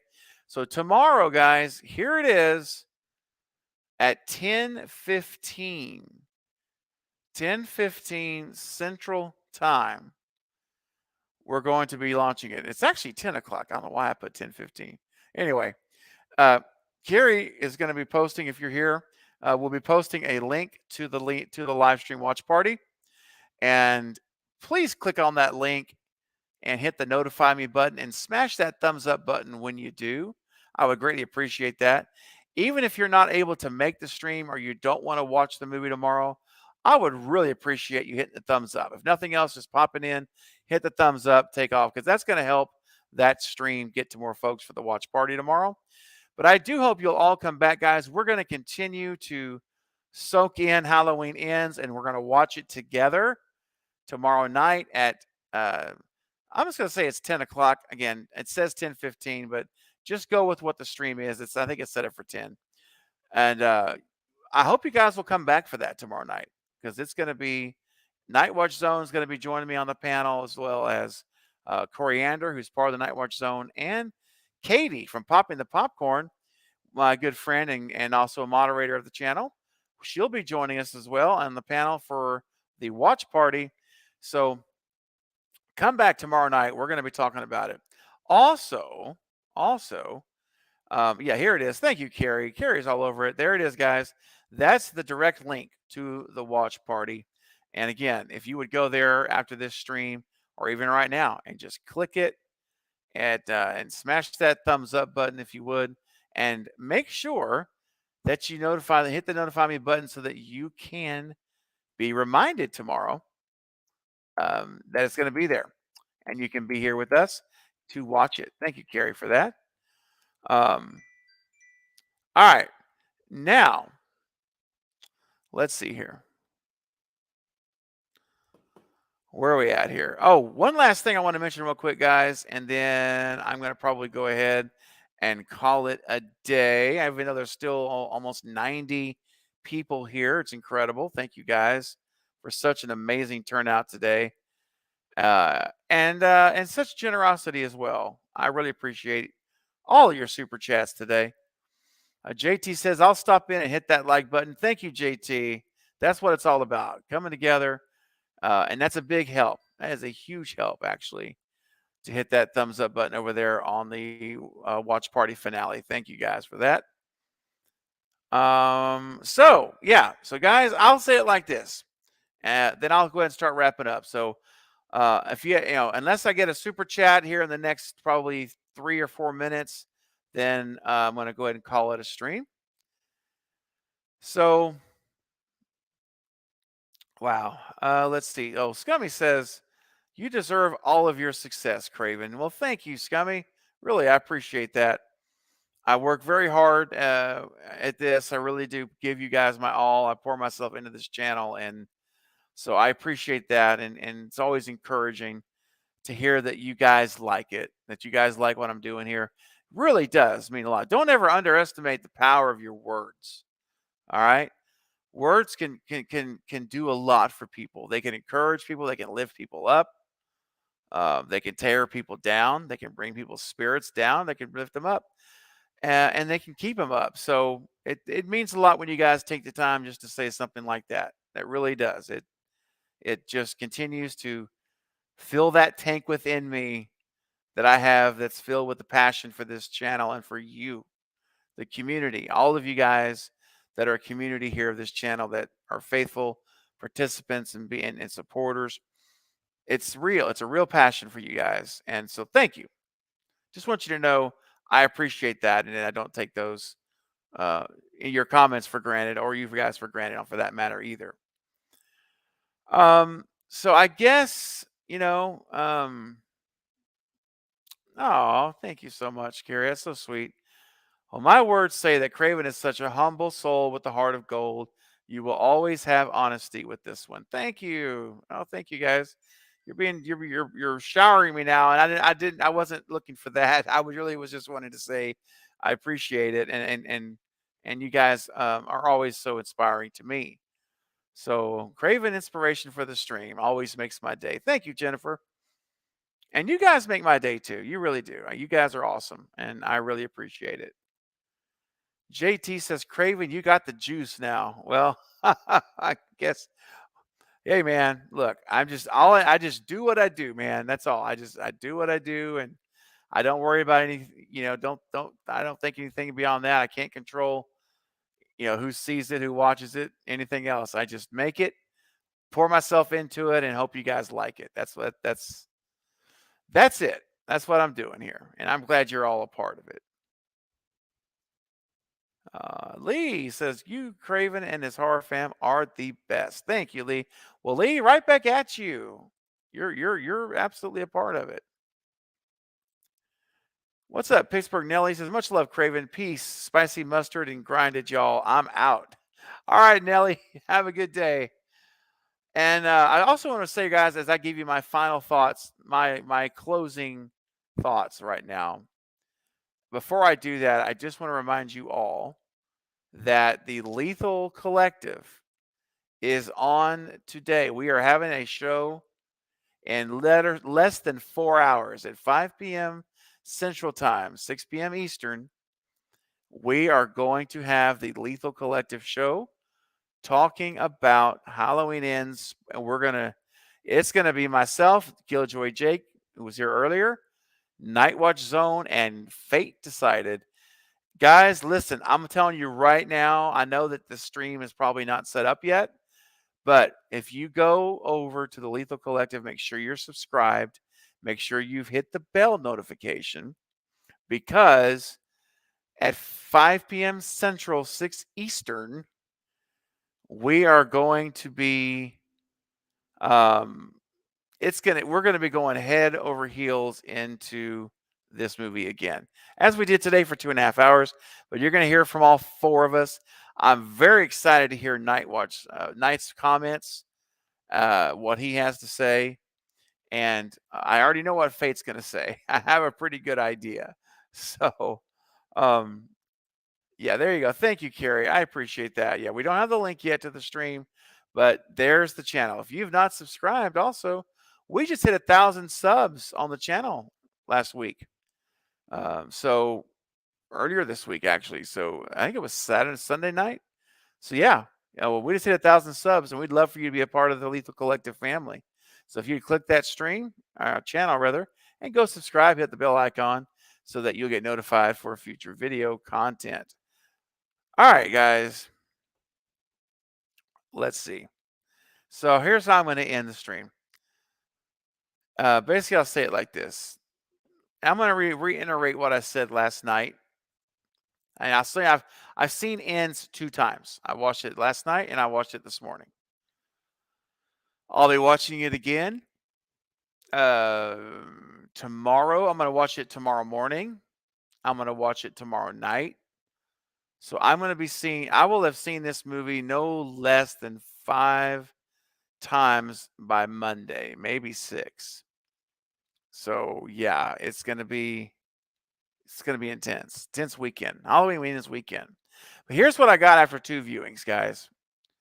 Is that there's a lot in this movie that just missed the mark. And there's some things that I liked. And I say it like this. You'll probably hear this again from me a little bit later. There's 2 different ways you can approach this movie as a viewer. I'll say it that way, as a viewer. Okay. One of the ways makes this movie much more enjoyable. There's another road that makes it less enjoyable. And to what degree of enjoyability, if that's even a word, will be up to you and your threshold of what you like as your personal preferences. Okay. But I will say this. The path to take to most enjoy watching this movie is to think of it as a standalone movie. And I know that's not what it is, so don't start filling the chat up. But it's not a standalone movie. It's the end of a trilogy. I know. Trust me, I know. But I'm trying to help you out. I'm trying to help you enjoy the movie maybe more than you normally would. So if it's possible for you to mentally turn off its connection to the franchise and treat it like a Halloween 3, then it's not bad. It's not a bad movie. It's about a guy in love with a girl who gets bullied, and to the point where he basically gives in to the evil and is overcome by it. All right. That's not a bad story. It's not a bad story if you look at it that way. It's not that bad. It's really not. It's actually, that's pretty good. The road to take, though, that's going to cause you more frustration is if you watch this movie as what it's supposed to be, a completion of a trilogy, the closing chapter to the 2 previous films. And it just feels like the movie wants to be 2 different things. The movie wants to be a love story, a tragic love story, but it also wants to get the Michael Myers stuff in there. They want to cram it in. That's what it feels like. Doesn't feel like the care that was really given to closing out the franchise, closing out the trilogy that we all were hoping it would be. So that's my final word on it. Those as far as how the best approach to watching the movie. That's what I would say. But guys, this has been fun. We've gone for 2 hours and 40 minutes. I'm going to call it a stream. You guys have been so generous. Thank you for all of your super chats today. This was great. If you're just coming in right now, please hit that thumbs up button. We are so close to hitting 150. Guys, we're at 145 likes. So if you have not hit, there's almost 80 people here still.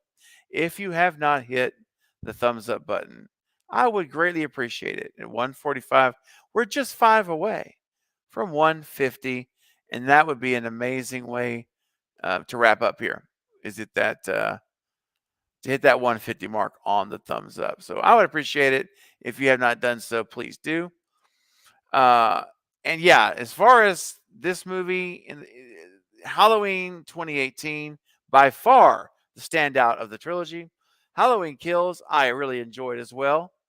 And unfortunately, as it is with many trilogies in history, the third movie just fell flat.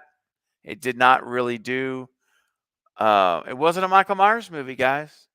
That's all it is to it. It's not a Michael Myers movie. This is a movie about a character that we've never met before until now. Corey Cunningham. And if we're watching this movie in the right context of being the closing chapter, then it is definitely a disappointment. There's not enough Michael Myers in this movie. It's not Michael's movie. Michael is a participant in a very small capacity. He is a character in the movie. He's not the character in the movie, rather, right? So let me say it again. He's a character in the movie, not the character of the movie, which is what we want to see in a Halloween franchise, Halloween film. So that's the biggest part that I cannot get past. That's the biggest issue above all. There's other issues, but that's the big one. The treatment of Michael Myers, literally having a 23-year-old, 21, 23-year-old punk come in there and whoop him down and take his mask. Oh, no. That's not happening. But it did. So that's where I'm going to leave it. Hey, Maverick Media, I see you just came on. Mav, be sure you check out the replay. I'm about to end the stream now, but man, definitely check out the replay. So guys, I'm going to call it there. Thanks again for your super chats today and for being here. What an amazing turnout. This was an amazing stream. I'm so happy that Jake was able to join. Keep Jake in your thoughts and prayers as he works through whatever emergency has come up. And hopefully he'll be back for the collective and able to join us. And I hope that you will as well. And guys, we're at 148 likes. Oh my gosh, we're only 2 away. Literally 2 away. And we can end the stream at 150 on the likes. That'd be amazing. Mr. Big AC says, love the channel. Thank you. Thank you so much. Appreciate it. All right. All right, guys. So anyway, I'm going to go ahead and call it now. That's going to be a stream. And don't forget, Lethal Collective, 5 p.m. today. Do not miss it. I'll be there. I'll be there. All right. So, in fact, you know what? And I don't know if Marcus is still here. Marcus, I don't know if you're here or not. I shot him 6 times. Also, guys, but be sure to subscribe to Killjoy Jake's channel if you have not done so. But I'm going to go ahead and wrap it here and say, guys, please be there at 5 p.m. today and tomorrow night for the watch party for Halloween Ends. And the question comes down to, will you be there? Will you be there? Because I'll be there. Bye, guys. See you next time.